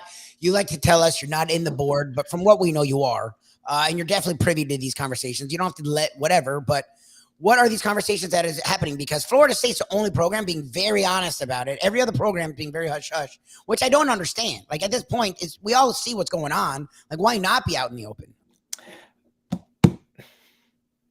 Let's just say this. Let's say that if anyone moves, it's not going to be Miami. Oh, really? Wow. Oh, geez. Well, what if there's not much left? Then we may move. Okay. So they're not running to move. Yeah. Because, if Florida State. Right now, Balls. they're not going to move. Florida State's not going to move. No one's going to move. Okay. But if it begins to maneuver more and more, then look out. Bar the door, Katie.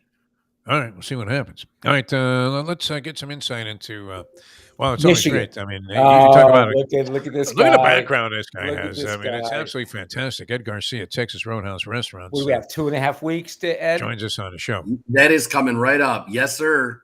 2.5 weeks. Yeah, I'm ready to go. Are you ready? Are you? Well, first of all, who do you play? The Sisters of the Poor? Oh, listen to this guy. He's going to give you stuff here, Ed. I can't believe it. Who do you open up against? How the rankings come out? I'm just curious. Did you happen to see the rankings? Miami's not in it, but Miami will be back. Okay. I'm getting hard of seeing, but I don't remember seeing a lot of stuff up there. Yeah. But who do you open up against? I want to say it's UNLV. We have, it's a couple of soft games and then it picks up. But my first game, I'm actually going to see the Bowling Green game. I just booked my tickets for that. We got some new scoreboards and some new ambient lighting, which I'm really excited to see. Hope you have room for extra zeros for that Bowling Green game. Yes. You need to extend the scoreboard on the Michigan side, I think. It looks huge, Defo. Oh, yeah. I mean, this thing expands like the whole end zone. I'm very excited to see it, so it should be a great time. I'll send you some pictures. Is that the one I saw? I mean, was that Was that the only place that one of these kind of things was installed? Because I saw a picture of a stadium, and they had a scoreboard, that was like this giant screen that covered like the whole end zone. Well, was Yes. that Michigan? Yeah, Michigan big was. house? They got 2 new scoreboards and the ambient lighting, so it changes. I know I've seen the Georgia stadium when I saw Georgia play. They have it turns red, all the different colors. It changes, which makes the impact really cool when you're watching Wow. the game. So excited to see it. So I'm very pumped up for that. Very good. Yeah, well, what are we going to do what is Texas Roadhouse doing for football this year? Anything at all? We have our party platters, those, big events. If you want to kind of cater or pick something up, and I'll tell you, I'm excited. We're planning a big Texas Roadhouse deal for the home opener with the Broncos and the Dolphins. Yeah. I actually just got my parking pass for the game, so very excited about that. But if you want to do something simple like just burgers, and you can pick up this family pack of burgers, sirloin, chicken, whatever it may be, that's one of the cool things that make life a little bit easier, for yourself. I know that people love to have cookouts and all their stuff for game day, but even if you just need a side of mashed potatoes and stuff like that, feel free to reach out to your Texas Roadhouse. We'll put something together custom for you that makes life a little bit easier, so you don't have to slave over the pot and make a whole bunch of different sides and fixings. But we do anything from salads, mashed potatoes, our green beans, maybe even you want our sweet potatoes, because a lot of people talk about our sweet potatoes. They can't just make it the same at home. Yeah. And I'll tell you, we got a couple of cool secrets that make it awesome. And ours are ginormous. They're up to a pound each. Sometimes they're a little bit bigger. Can't go wrong with that. That's a good great. idea. Yeah. You had me hooked on those, way back when we used to bring the stuff to the radio station. It was, absolutely fantastic. All right. We've had a couple of interesting discussions here on the show and about all of this realignment and stuff. I guess, Michigan's in a powerful position because, they can't help but benefit if this eventually boils down to like 2 super conferences. What's your feeling about all this? Because with you going back and forth kibitzing with Tony, you realize that this is a big part of the culture of being a fan of college football. Are these rivalries that we've seen a lot of them dissipate over the years, but even are more likely to go away. Natural rivalries inside the leagues. I think the big challenge that's going to happen over the next couple of years is the conference finals and how that's going to match up with the actual national championship, because you're going to start seeing, I feel, a lot more of, hey, whoever is in the conference finals may also be in the championship as well, which we almost saw last year with Michigan and Ohio State. And then we ended up getting blown out by TCU for whatever reason. But, be those situations like that you're going to see that's going to make things a little bit different. So, and when do those big games happen? The game, which Michigan and Ohio State always is the last game of the year, is that going to have to shift a little bit so you don't see those games back to back? Are you going to see more home openers or mid-season? So I think that's one of the big things that's going to happen. It's definitely very challenging seeing all these, these conferences getting so big. Next year it's the Big 16 or 16 teams that will be in the Big 10 that are on there. But you're going to just start seeing almost a conference within the conference as well. But that's my big take on it. As long as Michigan keeps on winning, I'm good. That's the easy answer. Yeah. Don't you think, though, that the conferences will take 4 from here, 5 from here, 6 from here, rather than just 1, 1, 1, 1, 1? I agree. Yes, they're going to do that. I don't know how they're going to feel about, picking up Miami and a whole bunch of people down here in the SEC, though. But, we'll see. By picking up a couple of teams, it brings that rivalry, and it's going to bring more dollars for the advertising and the conference. At the end of the day, that's what it all boils down to. The game has changed dramatically with the NIL and all the other stuff. So it's going to be pretty interesting. But whatever's going to bring most dollars is what's going to make the biggest impact. It sure is. And you don't have to bring a lot of dollars to Texas Roadhouse. That's the other good thing. And, we're looking forward to that luncheon. Lubie's trying to arrange it with Tony and either watch some games or we'll have to get Mike Mayo out there. And you know what? Make sure he gets one of those sweet potatoes. We'll do that. Let's pitch up this afternoon, Lubie. All right. All right. Sounds good. Ed Garcia, ladies and gentlemen, Hey, for this here show. Yes. one thing I was thinking about is if the conferences boil down to like 3 super conferences, right? Then how well would it be 6 from the SEC, 2 from that would be the problem. That's the thing. They're now, remember, next year they're going to 12, ludicrous number. And that's the thing is the SEC and the Big Ten, to me, like the Big 12 is trying to at least matter. They've absorbed a lot of the Pac-12. The ACC may absorb the rest. So those 2 conferences are trying to linger, but they're not of the same level. They're not even in the same breadth as the Big Ten and the SEC. So like, will the Big Ten and the SEC expect 4-4 and they don't care what happens with the other 2? Like that's the big question is what are they going to do with the playoffs? Because now it's going to move to 12 teams and the SEC and the Big Ten will each have like 16 to 18. What happens to the Pac-12? 4 teams left. It's not They got to be finished. Yeah. Yeah, because Cal and Stanford are probably going to end up coming to the ACC. I think FSU and Clemson eventually are going to leave. And Cal and Stanford are going to come. And then there'll be 2, and then those 2, what is it, Washington State, and I don't know who the other one is. Chaos all over again, Tony. Oregon State, Washington State are still the This all because they refused to go along and acknowledge that this was a professional sport going back many years ago, and now it's complete pandemonium. I got a kick out of Sankey yesterday. It's really a problem, You're like, what? Well, I mean, he didn't issue it wasn't like he was in a condescending mode there, but Lubie took exception with the idea that he was pulling a Nick Saban. Yeah, poor me.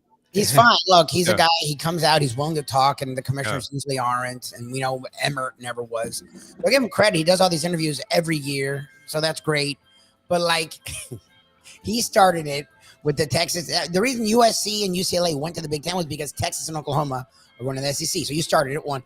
2, they haven't even gotten there yet. So how are you talking about, this realignment?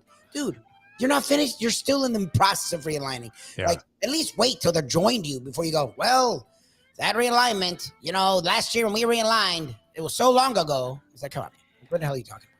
It's a little Don King syndrome, Tony, where, the guy brings one fighter into the ring, that guy loses, and then he's across the ring on the other side saying, my man. Yeah. Yeah. He's already got the other guy wrapped up. Yeah. These used to be conversations that were very hostile, talking about, are you kidding me? The ACC versus the SEC, and people would get very angry. And now all of a sudden it's like, SEC, Sankey, he's not such a bad guy. Yeah, exactly. Well, what are you going to go, Tony? You're going to come out to the track and meet us on Friday? That's awesome. I'll meet you on Friday. Yeah. Okay. Yeah. Nice. Very good. Are you going to dabble in another one of those salads, or because you've been chowing down pretty good? And I'm thinking, how do you feel about that? You would never, like when you were sitting there with Volpe doing the news, you would never like consider like eating a knish on the air, but on this show, it just lends itself to it. What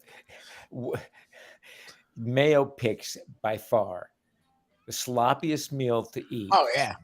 Oh, deliberately, no question. Yeah, for sure. Yeah, that's how he is, though. Yeah, I mean, he really is the Oscar Madison. That was his nickname in college because he was the typical ink stain wretch. Yep. When but it wasn't ink stains that he had on his shirt; it was food stains from various places. You got to watch out, Tony. I wish you would wear a shield when you come on because you're in the middle. Yeah, I know. I'm right. And that stuff starts squirting all over the place. No, and Mike isn't shy about just like spritzing everybody. the worst, I think, though, among the writers that I ever had a meal with was Harvey Fialkoff, who he was one of those guys that spoke very loudly and it was very energetic. In pushing his points across while with a mouthful of like a bacon, egg, and cheese croissant. Oh. And you're like, could you hold back on that, Harvey? Yeah, he was bad. Just a little bit. Yeah. That's a shame because I never, ever broke bread with him. Ever. Oh, Harvey? Harvey. Well, be happy you didn't. I mean, he's a great guy. I played tennis with him. He wiped my ass and or wiped the floor with me, but he's very good at a lot of things, but eating. I mean, I don't know what his family background was, but a homeless dog has better table manners. Hey, let me ask you something. Yeah. It's Wednesday. right? Yes. We have a preseason game on Friday. Yes. Is that the first Dolphin game? Who do they play in the preseason? Falcons. Yeah. Broncos. Why isn't anybody talking about it? Because nobody cares about the plays, preseason. no one plays. Yeah. No one plays. No one plays, Tone. I mean, it used to be a big deal, right? We used to make, conclusions about the team. You play at least a quarter before. Remember they played 6 preseason games? And you would sit there and like, oh, wow, it's only week 5 of the preseason. You know, what are you talking about?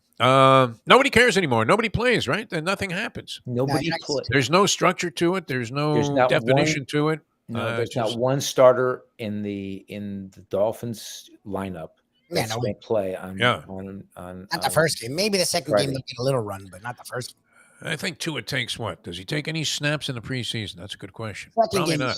maybe. What were there? 3 games? Yeah. 3 games, and that's it. So it used to be that whole thing about the game planning in week 3, and we're really going to get into it. Starters are going to go into the third quarter, and now nobody cares. Nobody ever sees these guys, and you don't even know who's playing. It's great. No. I like it, so I'll still bet on it.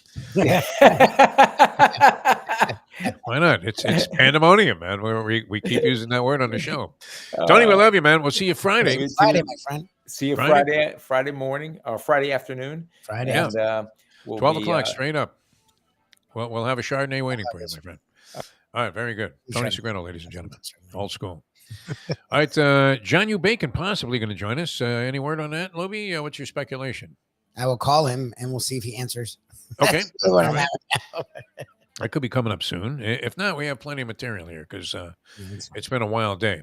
Very, very interesting all the way around, and especially, I keep thinking back to some of the stuff that Charlie was talking about, Charlie Partridge, and that would be the weirdest thing. I mean, to think of these recruiting visits and how they've changed completely. Right? Kid has an agent for name, image, and likeness, but he's not allowed to have an agent as a player yet. No. I mean, how ridiculous is that? Why are they splitting these hairs? Charlie essentially said that everybody, I mean, look, we've known this forever, as fans and observers, but why not just acknowledge this is a separate professional enterprise? We've been saying this forever. Yes. And let it be what it is. Stop. I mean, you're abiding by rules that, as we said, were written when people were carrying muskets. Yes. Muskets. It was amateur. It was literally guys going to college and playing for fun. Like it wasn't billions of dollars involved. No. It's crazy shit, but anyway, kind of ridiculous. We'll see if we get a hold of John U. Bacon. We're coming back. The Marlins winners last night. That was big. Snapped a 5-game losing streak, 3-2 over the Reds. Jorge Soler, 2-run homer in the 7th. 3 relievers come in, and all Nardi, Scott, and Robertson all retire the sides without giving up a run. And the Marlins hang on, snap that 5-game losing streak, and are there. They're knocking on a door, my friend. Knocking on the door. Let's see. A disgrace, though. I mean, look, it's a shame. All of these things that I know all things must pass, right, George Harrison, but and there's going to be a natural evolution, and maybe it's for the better.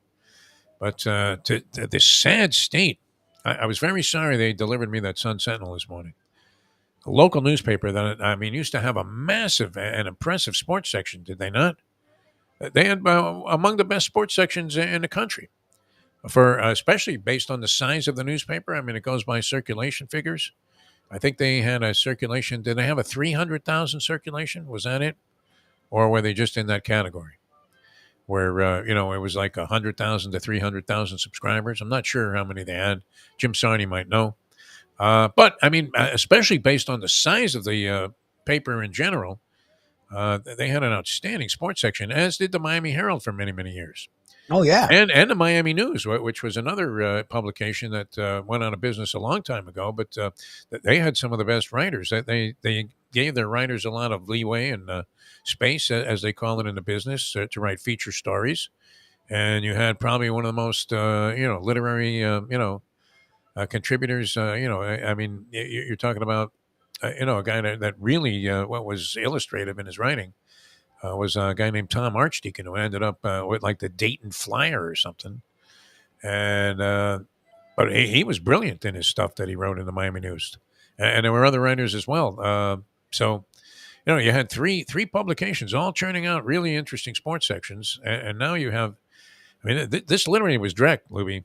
I almost couldn't bring myself to have my bowel movement this morning. I was so upset. Plus, I missed the Saratoga entries, which was bad. But on the local radio too. I mean, there's nothing, right? Absolutely zero. No. They just have literally just gone to syndicated stuff. They're not even As in one of the most impressive periods of sports activity ever in the history of South Florida. We got nothing, and I would imagine it's similar all around the country. No, except for the big cities, like you get your post. New York, Chicago, L.A., Detroit. It still does really well with the radio. Didn't the LA Times, issue something about how they were cutting back on their sports section, maybe cutting it out or down to some marginal level? How could they do that with the interest in sports out there? I don't know. Look, the problem is they're businesses that had this reactionary model, and they didn't realize, like I talked about before, content is still, people still thirst for content. So transition, they didn't. They're always cheap. To get visionaries costs money. And whether it's radio or newspapers, they didn't want to spend for people that are like, this online thing, podcasts and blogs are a really big fucking deal. And it's the same thing what we do. Yes. So we could jump out in front of Spotify and these Barstool, and we can do it. People already come to us.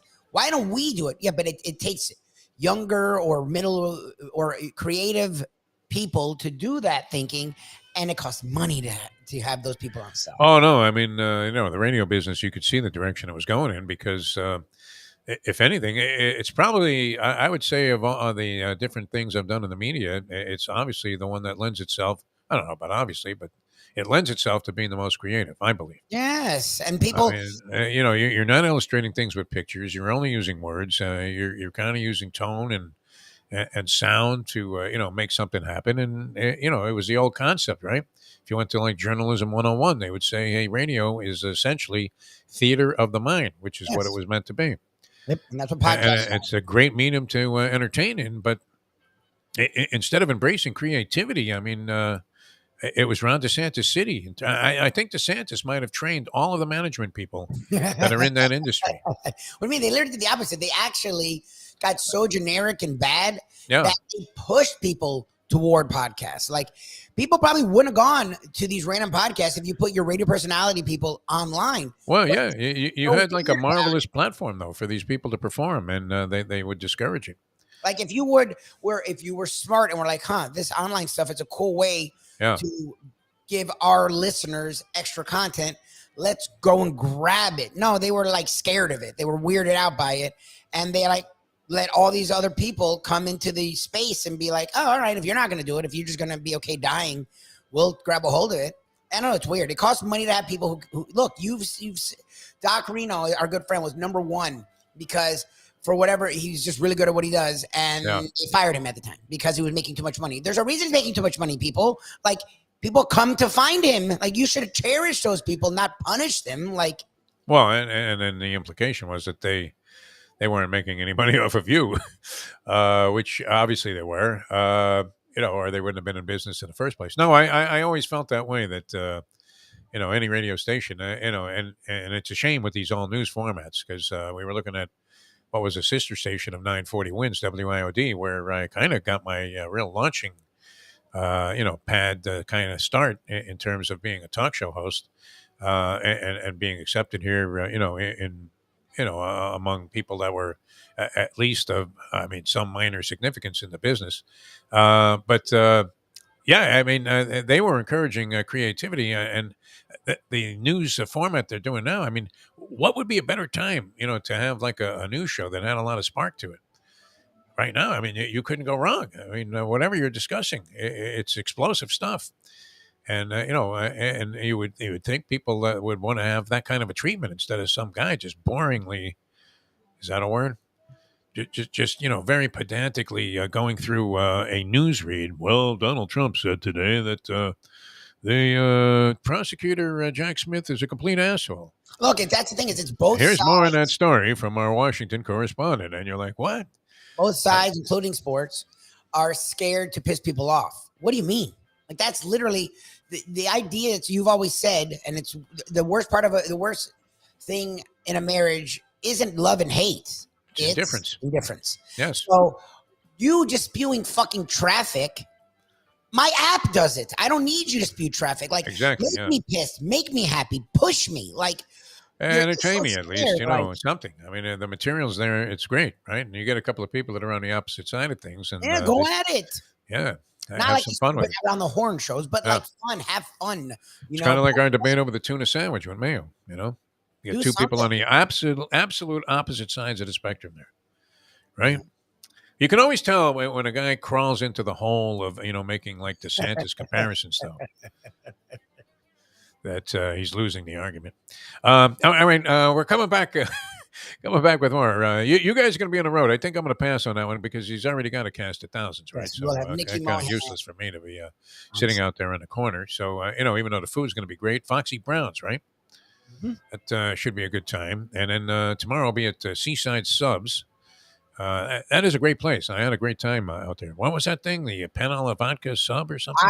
They make a chicken parm, but instead of marinara, they use alla vodka. Oh, vodka sauce, yeah. Which is like takes you to another freaking That was great. You think I can get a tuna sub there and see what it's all about? Yes. I think I did the last time I was there. You did. We did the same discussion. Mayo's done this for 2 years now. He harps on this theme. He just won't give up on the idea. I mean, look, he's entitled to his opinion, right? It's freedom of speech. That's fine, but he doesn't say, I don't like it. He says, you shouldn't like it. Oh, no. He assumes that you're a complete asshole because you like it, which... Everyone likes tuna sub. Either you don't like tuna at all or you like tuna sub. He is fine with tuna, but it's a dip. I'm like, a dip? I'm like, what are you talking? I'm like, that's not even a thing. See, here's the thing, though. When I first went to Las Patas and ordered a sub sandwich, I was in love with their roast beef sub. I thought it was incredible. Yep. I really did. And I couldn't get enough of it. And then, you know, I do have a lean towards the, you know, the tuna. Not that this is of any great interest to people, but this is, we make a whole show out of this crap. It's amazing. But anyway, and then when I had their tuna sub, I never went back to the roast beef, even though if we get a mixture of them like we do at a big party or something. Yeah. When we always buy we'll buy like 5 Las Patas subs and it's enough to feed like 20 people. It's incredible. Or at least get them going. You know, and the roast beef still outstanding, any of their stuff. But the tuna sub is a delicacy, I think. No? I think it's done right. Yeah. I agree. It's great. All right. We'll see what happens. Anyway, I'm going to fire my tuna sub in his head if he continues to persist in saying that it's only a sandwich for people that have no teeth. Where did you get that one from? I have no idea. What is he, like watching Deliverance every night? I mean, what is he talking about? No, he's watching SEC football. That's what it is. Mm-hmm. National Hockey League from Nashville. All right, we're coming back with more in a moment. And hopefully you connect with John Ubacon. What's that looking like? Not good? Oh, you're going to call. Okay. Back with that and more in a moment. Now that. I don't know what he has against tuna, this guy. So 8:38. Ponies in Style at Champions, the outstanding simulcasting room at beautiful Hialeah Park. Yes, the grand old lady of thoroughbred racing has never been more vibrant, and you can wager on the races from the top tracks around the country while enjoying a cocktail at the Brass Rail Bar or any of the fine food served throughout the facility. If poker is your game, you're covered in Style, and you can play all your favorite Vegas-style games, including blackjack, craps, and roulette, in Hialeah Park's sizzling hot casino. Get a player's card when you walk through the door for all kinds of generous amenities, including our favorite, free play, when you come out to the ultimate casino and entertainment destination, Hialeah Park. These days, we're all looking for comfort anywhere we can find it. Thank goodness for Landlubbers Raw Bar and Grill in Plantation, because they are making sure you are as comfortable as possible. First of all, they're not only open for delivery and pickup. All you have to do is go to landlubbersbarandgrill.com for both pickup and free delivery. You're going to have the best wings in the world. You're going to have a great burger. You're going to have their amazing soups. Again, Landlubbers, Raw Bar, and Grill. It's nice and easy. Just go to landlubbersbarandgrill.com for both your pickup and free delivery. Thank goodness for Landlubbers for making you always feel right at home. Are you looking to buy your first home? Have you been turned down for a loan? Do you need to refinance or get money out of your home? Call Michael Kodsey, CEO of Choice Mortgage. He's been helping the South Florida community get mortgages for 30 years. Hi, this is Michael Kodsey, CEO of Choice Mortgage. We have the most competitive fixed rates in the market. Call me 24/7, 561-441-2730. And remember, I don't just work banking hours. Make the right choice for your home. Call Choice Mortgage today.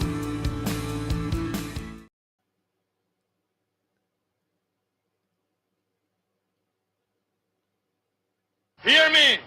I am your new president. From this day on, the official language of San Marcos will be Swedish. Silence. In addition to that, all citizens will be required to change their underwear every half hour.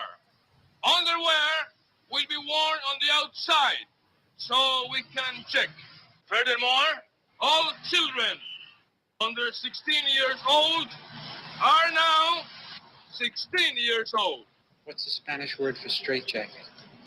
Power has driven him mad. Welcome back to the Defo Show.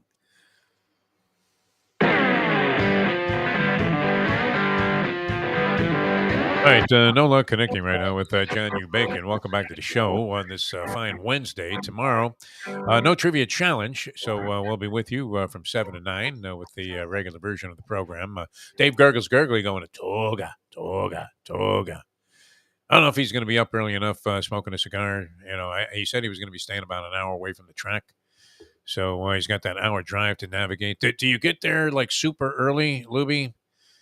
I know when we went to Saratoga that one day, the kind of rule of thumb was to be there when the gates opened, which is always a weird thing if you're going to a racetrack. Do you not feel like a very sick degenerate in any other situation? If you're at the racetrack, I've often said this before the national anthem.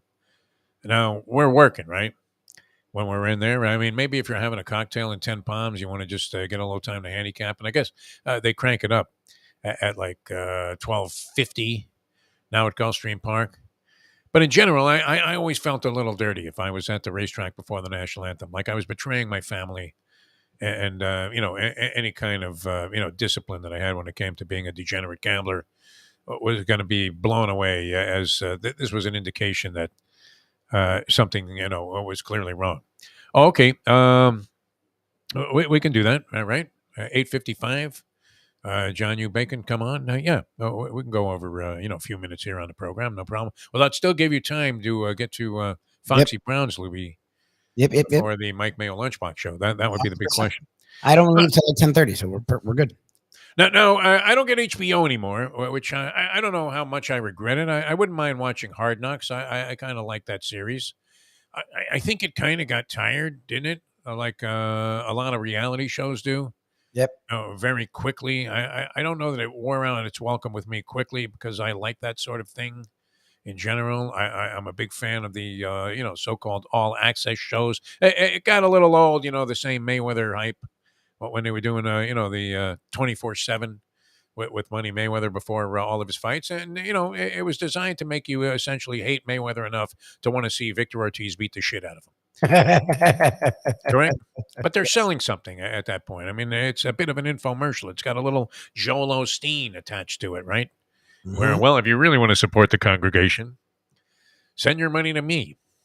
I'm here, and I got great teeth, and it takes a lot to support these teeth because I have the same dentist as Secretariat. Unbelievable. Just crazy. But Hard Knocks was always, an interesting show to me, and yet I don't really miss it. I'm not sure, Aaron Rodgers makes it very compelling coming to the New York Jets, does he not? But how are they going to portray that? Yeah, we'll see. And in what fashion? But I was thinking about this. I mean, if you were just doing a comparison, because we're wondering why is Aaron Rodgers so happy right now? I've never seen a guy happier ever. Have you? Anybody?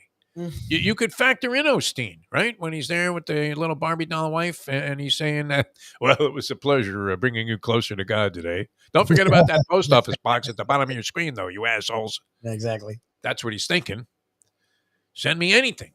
any amount of money, right? It's kind of like the Donald Trump Defense Fund. Just send your money. Look at this. I got indicted again. Can you believe these guys? Doesn't that sound like any gangster, right? Can you believe these guys? Yes. That sounds literally like New York mobster guy, a Jersey mob. Yes, 100%. Which I think, that there was, a subliminal desire, maybe even a more surfacing kind of desire that we've seen from Donald Trump to be A, like the second coming of Hugh Hefner, and B, a little bit of John Gotti, no? 100%. Yes. Yeah. You believe these guys? I love that. He always gets mad at them for trying to punish him for open and obvious crimes. It's like, dude, you did the crime. You're on the phone talking to a guy like a Republican elected official who is, is he elected, that guy that was running the election operation? I don't know. Oh, he's appointed. I don't know. Well, whatever it is, but he was a Republican. Yeah. Okay. Sure. I mean, it wasn't like he probably was a Trump supporter in 2016. 100%. Yeah. A guy seems like a very credible guy, right? A decent guy, one of these guys that you could easily see being the guy that was an accountant in charge of making sure that these elections were run fairly and on the level, right? And they would have had incentive to push Trump to the presidency, would they not? He's the party representative in a state that traditionally had been Republican, although, what, is Georgia now Democratic by rule, in general, because of, the Atlanta vote being so heavily Democratic? I mean, the governor is very not Democratic. So yeah. No. Well, I mean, in general, you're talking redneck city. Yeah, no. It's just when they get to the senator. That senator now Warnock, whatever. But yeah, before the white guy, the white Jewish guy. They had like David Duke was running for senator there. So, I mean, you couldn't have been any more, inflammatory in terms of just being a racist bastard. Correct? Atlanta helps out even the playing field a little bit, but no, Abrams, who was beloved, got annihilated. It wasn't even close. Okay.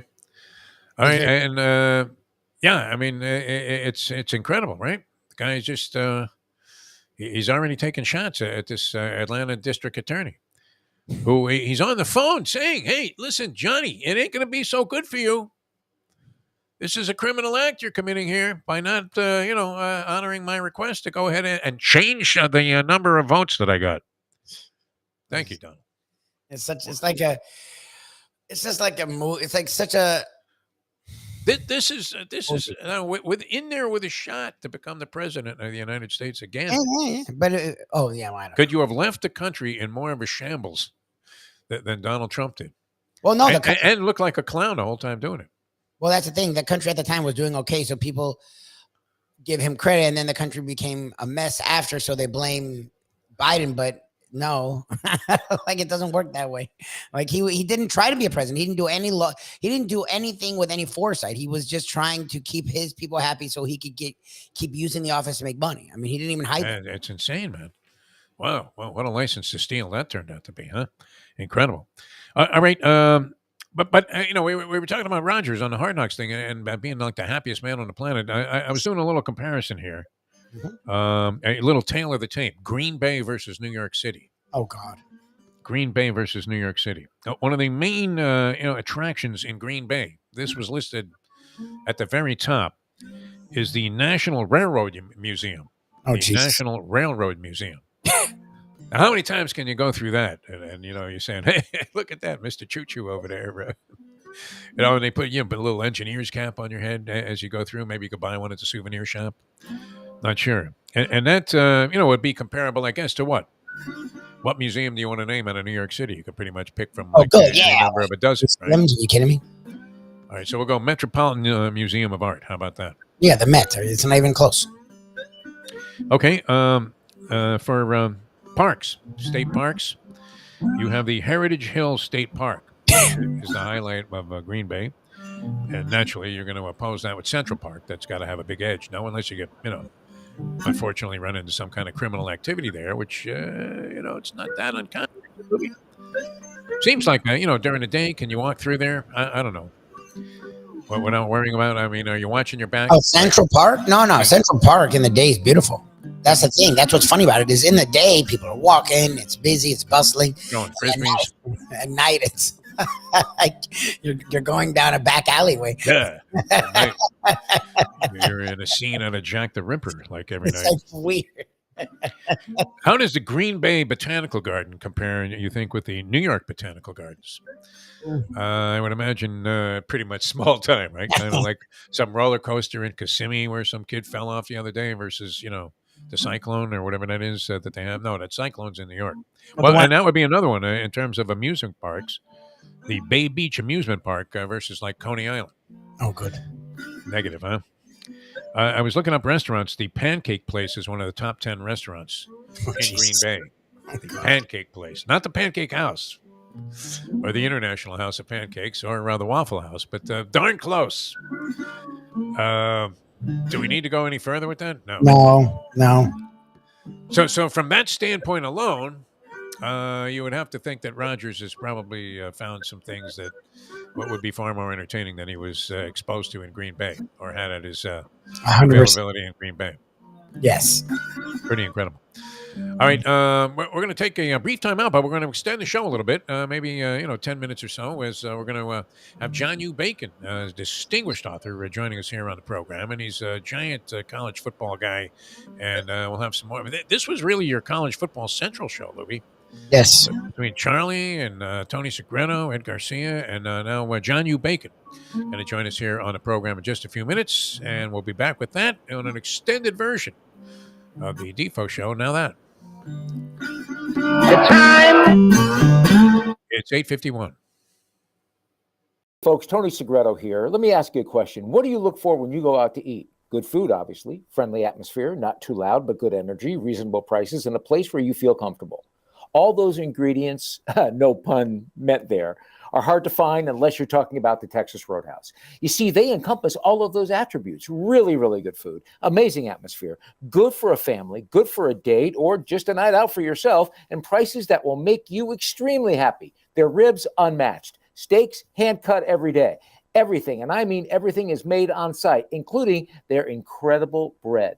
It's the one day, folks, that you can forget about low-carb diets. Trust me when I tell you, Texas Roadhouse, your restaurant, your destination when you say, where should we go and eat tonight? From the newly renovated sports bar to the beautiful bayside views captured at the Tiki Bar, Jimmy Johnson's Big Chill has it all. Located at mile marker 104, the Big Chill also offers waterfront dining while experiencing breathtaking sunset views of the Florida Keys. It's simply the hottest spot in the Keys to cool off. That's Jimmy Johnson's Big Chill at mile marker 104 in Key Largo. For more information, call today at 305-453-9066. The very professorial and prolific writer on all things about the unrest in the Midwest, everything from Bo Schembechler to Jim Mad Dog Nantich. We welcome to the show the great author John U. Bacon joins us here on the program. Michigan is 1-2, and if there are any signs for recovery, I'm not seeing them right now. So it's going to be, I think, a very ugly fall/winter in Ann Arbor. Are they having any kind of ban on even khaki slacks in the area? Are you allowed to wear Hey, the whoa, khakis whoa, whoa, whoa, out whoa. there? That's half the economy up here, dude. We don't even joke about that. The only way to get your morning started is with Defo, joined by Lubie, right here on the Defo Show. All right, welcome back to the show. We're going to take a little extension here on the program because it's always a pleasure. Are we ready to go with John U. Bacon there, Mike Lubie? This is excellent because we love this guy. Absolutely fantastic. We joked earlier that he may have khaki pants that he wears to bed as pajamas. But how are you, John U. Bacon? Good to have you on the program. Always good to be with you guys. And no, Jim Harbaugh does not dress me, but thanks. Where's he going to be those first 4 games? And who could possibly be found guilty of a recruiting violation when people are literally, and we were having a conversation earlier with an assistant coach from Pittsburgh that we know from his days as a head coach here at FAU, Charlie Partridge, and he was saying, recruiting visits now are either shovel an attache full of cash across the table, or put the agent on the phone with the collective, which sounds a little Putin-esque, And how is it possible? What, did he take a guy out for a cheeseburger? How could you be guilty of something that doesn't exist anymore? Only in the Kafka-esque house of mirrors that is the NCAA. Yeah. Yeah. I mean, while you collect your gambling winnings, you point out that you're shocked to find gambling at Casablanca. Yes. So the same week that Tennessee admits to being guilty of 200 some violations, which raises one question: how many violations can you get? Well, look at our former president. There you go. I guess those are adding up too. So Yeah. Anyway, Tennessee 200 violations, including 15, as they say, level 1, which are basically felonies versus misdemeanors. And my longtime joke is that NCAA is really good at misdemeanors and they suck at felonies. They never get those guys. Yeah. In this case, Michigan really confessed to 4 misdemeanors, which were an analyst. They had tape of him for 2 or 3 days coaching in the field during practice, which happens a lot, but still it's against the rules.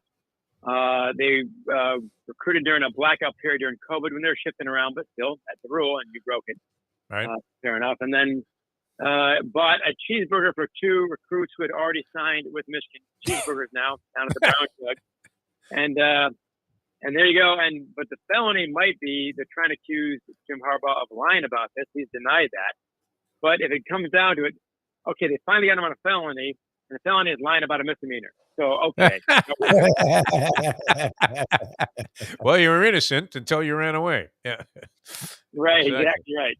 So it's borderline entrapment, but whatever. I mean, the NCAA, and what's amazing about it, Harbaugh, I think, has played this one correctly, which is call their bluff. Go ahead, penalize me, knock me out for 4 games.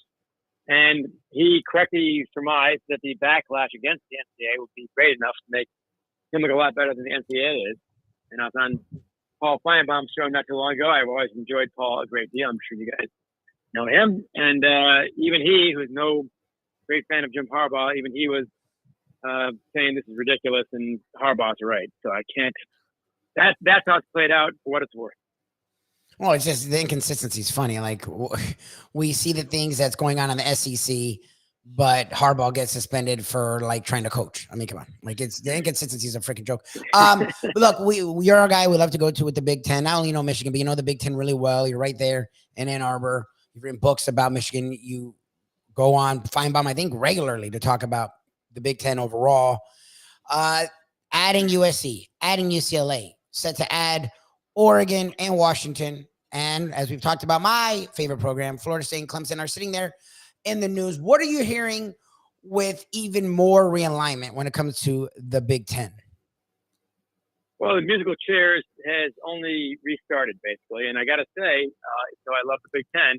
It always starts pretty much with the Big Ten starting the music, essentially. 93 with Penn State joining the Big Ten. That set up the first round of musical chairs after these, conferences have been stable for 70 or 80 years. That's what shook them up the first time.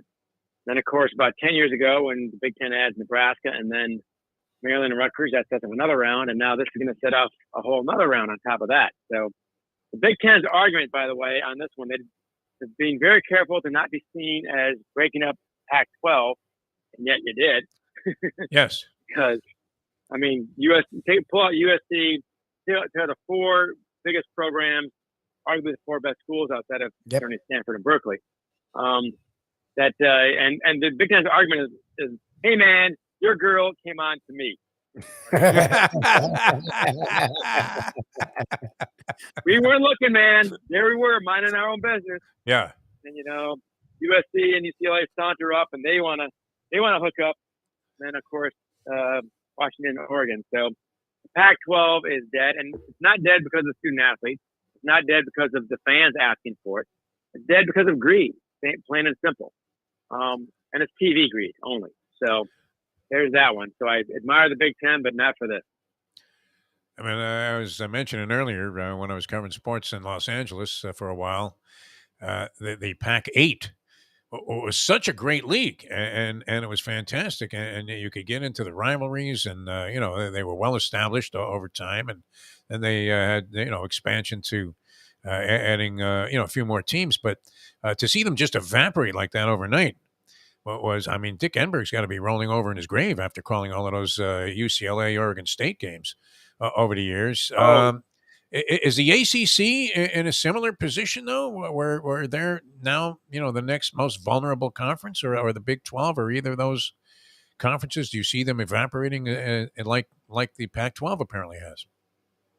I don't think they're going to evaporate. I think that Pac-12 is going to the Pac-4. It's not a pack. That's just a bunch of guys. Yeah, it's not much of a pack. I mean, it's like a pack of old ladies at the tennis courts there waiting to get on when you still have a half a set to play. I believe it's pickleball they play now. Yeah, that's right. Idea. So the pickleball gathering. They'll be absorbed by, I'm sure, the Big 12. So that makes sense. Or Mountain West, whatever makes more sense there.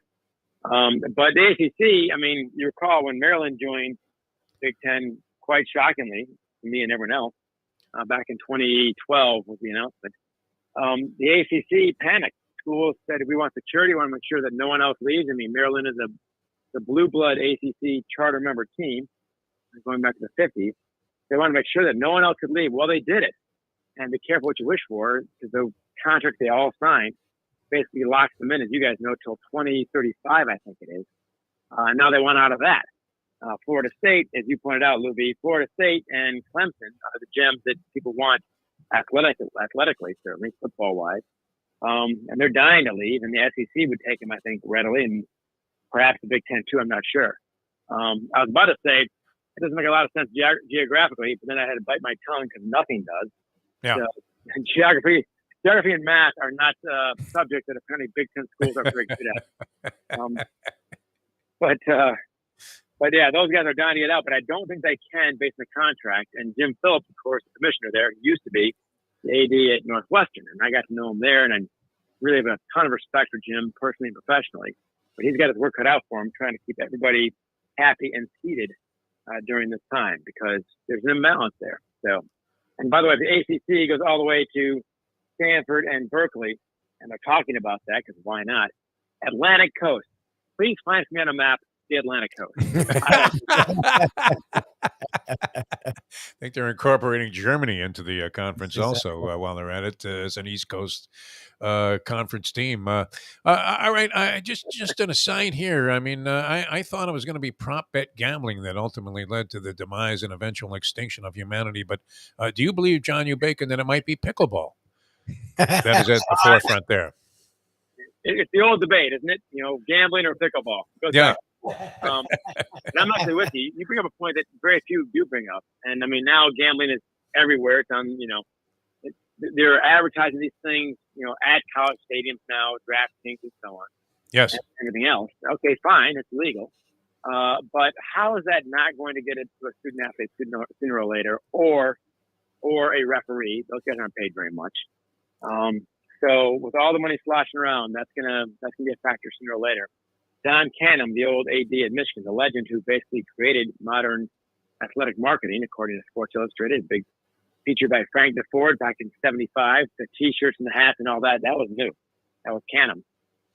He told me late in his life that it's not going to be academics or paying players and so on that'll bring it down. It's going to be gambling. He called that out to me in 2005, and we'll see. They tend to keep these things hush hush when they find them. But I suspect that's going to be a threat going forward. Is there any way to really administrate this? I know there's the thing with the Iowa State players. And you would imagine that they are not alone. I mean, are we going back to a time where maybe we need, I guess he checked out a couple of years ago, where we need Henry Hill to become the commissioner of college sports? Well, first of all, it'd be good to have a commissioner of any sort, which I haven't seen in a decade. Yeah.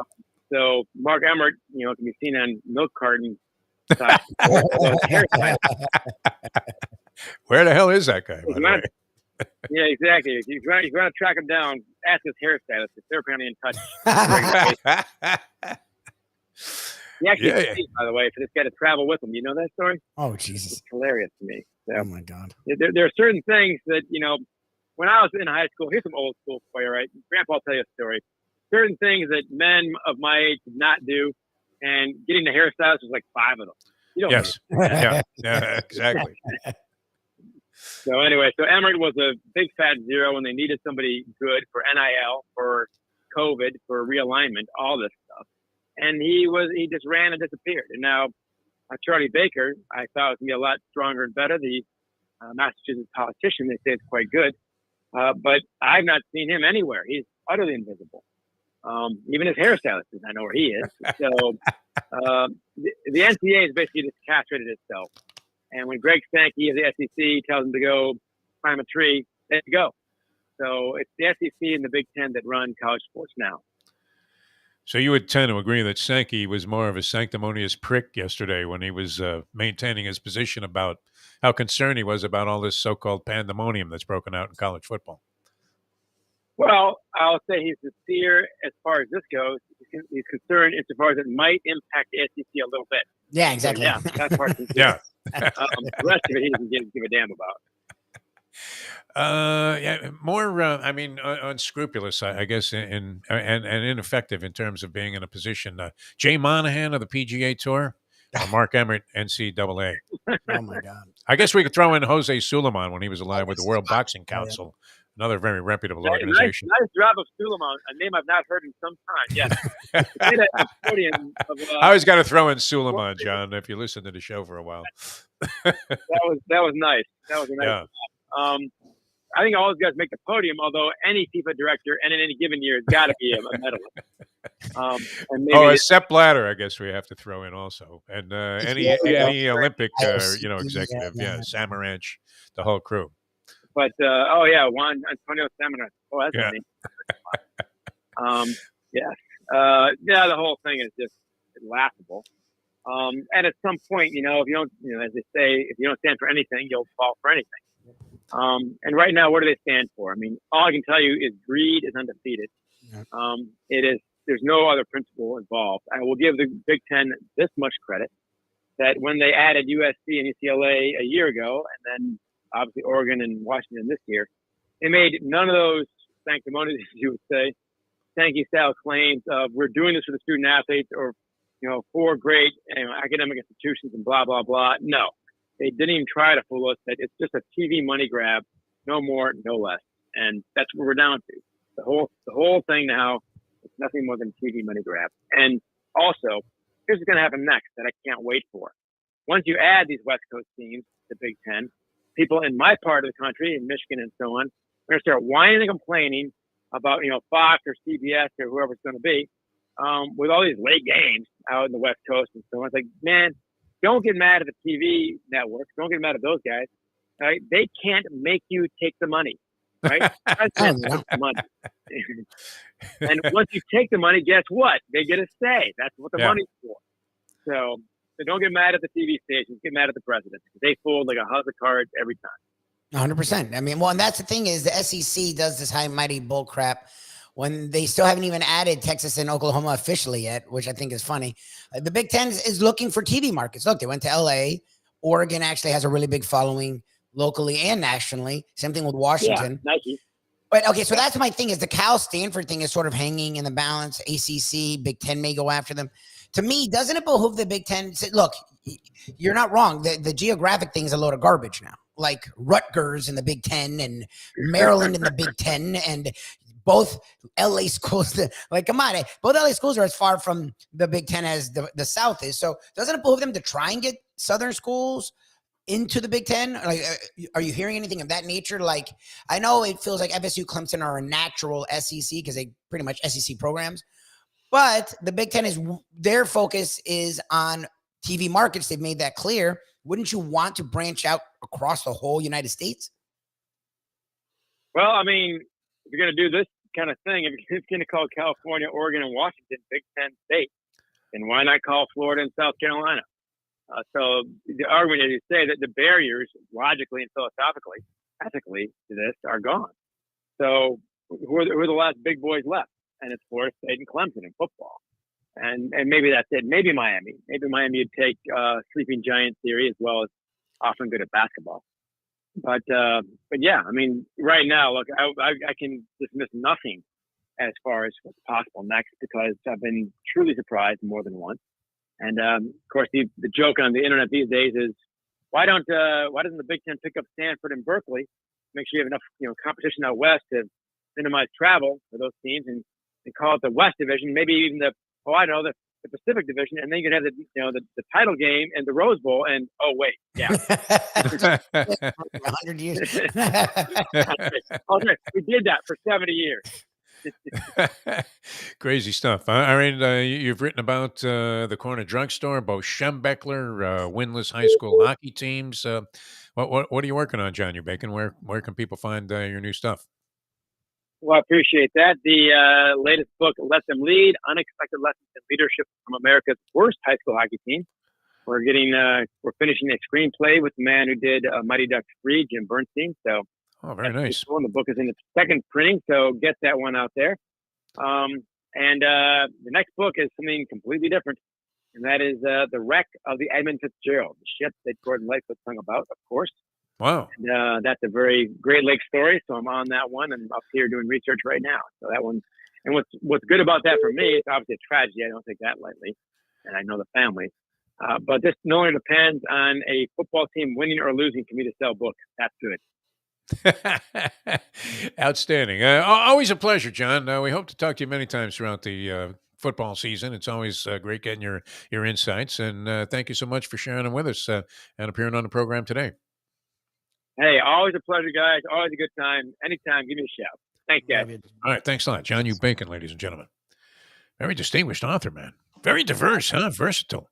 Yes. Does a great job. He knows his stuff, huh? On this conference realignment. I mean, this had to be. Did you have an orgasm in your pants during the show today, Lubie? You love this shit. Well, it's just been conference realignment conversation. I'm not sure. I mean, it's inevitable where it seems to all be going, and that's why I got a kick out of it. You're right. That Sankey thing was. It was very impactful yesterday. We're seeing this guy on TV going, well, you know what? This is really creating quite a bit of chaos for us. And I'm thinking, I like you're going to win. I mean, you can't help but win. It's like, look, we like having Partridge because he's honest, right? So when a conference commissioner comes out and talks like that, it gives you the feeling like he's being honest. He's peeling the curtain back. He's telling you, I agree with you. This stuff is crazy. This stuff is a ruination of college football. But my problem is who's saying it. It's like, dude, the SEC is the reason all of this happened. The SEC got so big in money that everyone had to try and keep up with them so that they don't die off. Just accept what you are. Understand that you really were the precursor of the ruination of college athletics. And it's okay. It is what it is. That's life. Greed is good, man. It's Gordon Gekko. It really is. All right, we're going to run. Thanks for sticking with us. If you did, I hope you enjoyed hearing from John Bacon. He's always a lot of fun, and it's a very distinguishing element, in our programming because, he's a guy with like a real brain. It's fantastic having him on. Tony Segredo earlier and Ed Garcia, we thank them for being with us. We'll do it again tomorrow at 7. Lubie and Neki Mohan, Mike Mayo are going to man the stage today at Foxy Brown's, and that is a fine restaurant. I was debating, whether I just wanted to go there for the free food, which is always sensational. There's always room to get on. Look, Friday's show is going to be a total, I don't want to say disaster, but it's going to be interesting because the Rudd's coming, from what I know. Kim Ruddy's coming. Yeah. And who's going to, it feels weird saying Ken the fill-in, but Ken's going to take over my duties when I'm away in September. So Ken's going to be out there, the professor. Oh, nice. And we're not going to say no to Segredo. Segredo wants to come. Segredo's in, yeah. So we're going to have lots of people, and we're going to find a way to get everyone. I can read the racing form on the side. I'm okay with that. So that's what I'm saying. If you want to come out today, it's really not that far from you. You'll get on, talk, and then the food, from what I know of Foxy Brown's, great. Food's good. And I think, probably pass through because, saves me a couple of hours, and, it'd be good to get some other things done, which we've been working on. And, I just, and then I don't have to set the alarm and wake up. It's even better when I crash after the show. All right. So Lubie will be out there. Mike Mayo's Lunchbox, Foxy Brown's today in downtown Fort Lauderdale. Yes. The lovely Neki Mohan is always great. I mean, on these programs because she gets right into the spirit of it, right? Yes. Starts eating right away and, always has herself a grand old time. So catch that. Mike Mayo's Lunchbox later on today on South Florida Live and the Let's Eat South Florida Facebook page where it seems to draw a tremendous amount of of traction. It's great. People love seeing Mayo eat, man. It's fantastic. All right, then I'll see you guys tomorrow at 7 as we leave you know that. The time. It's 9:15. Let's go to eat a damn snack. Look what they done to my soul.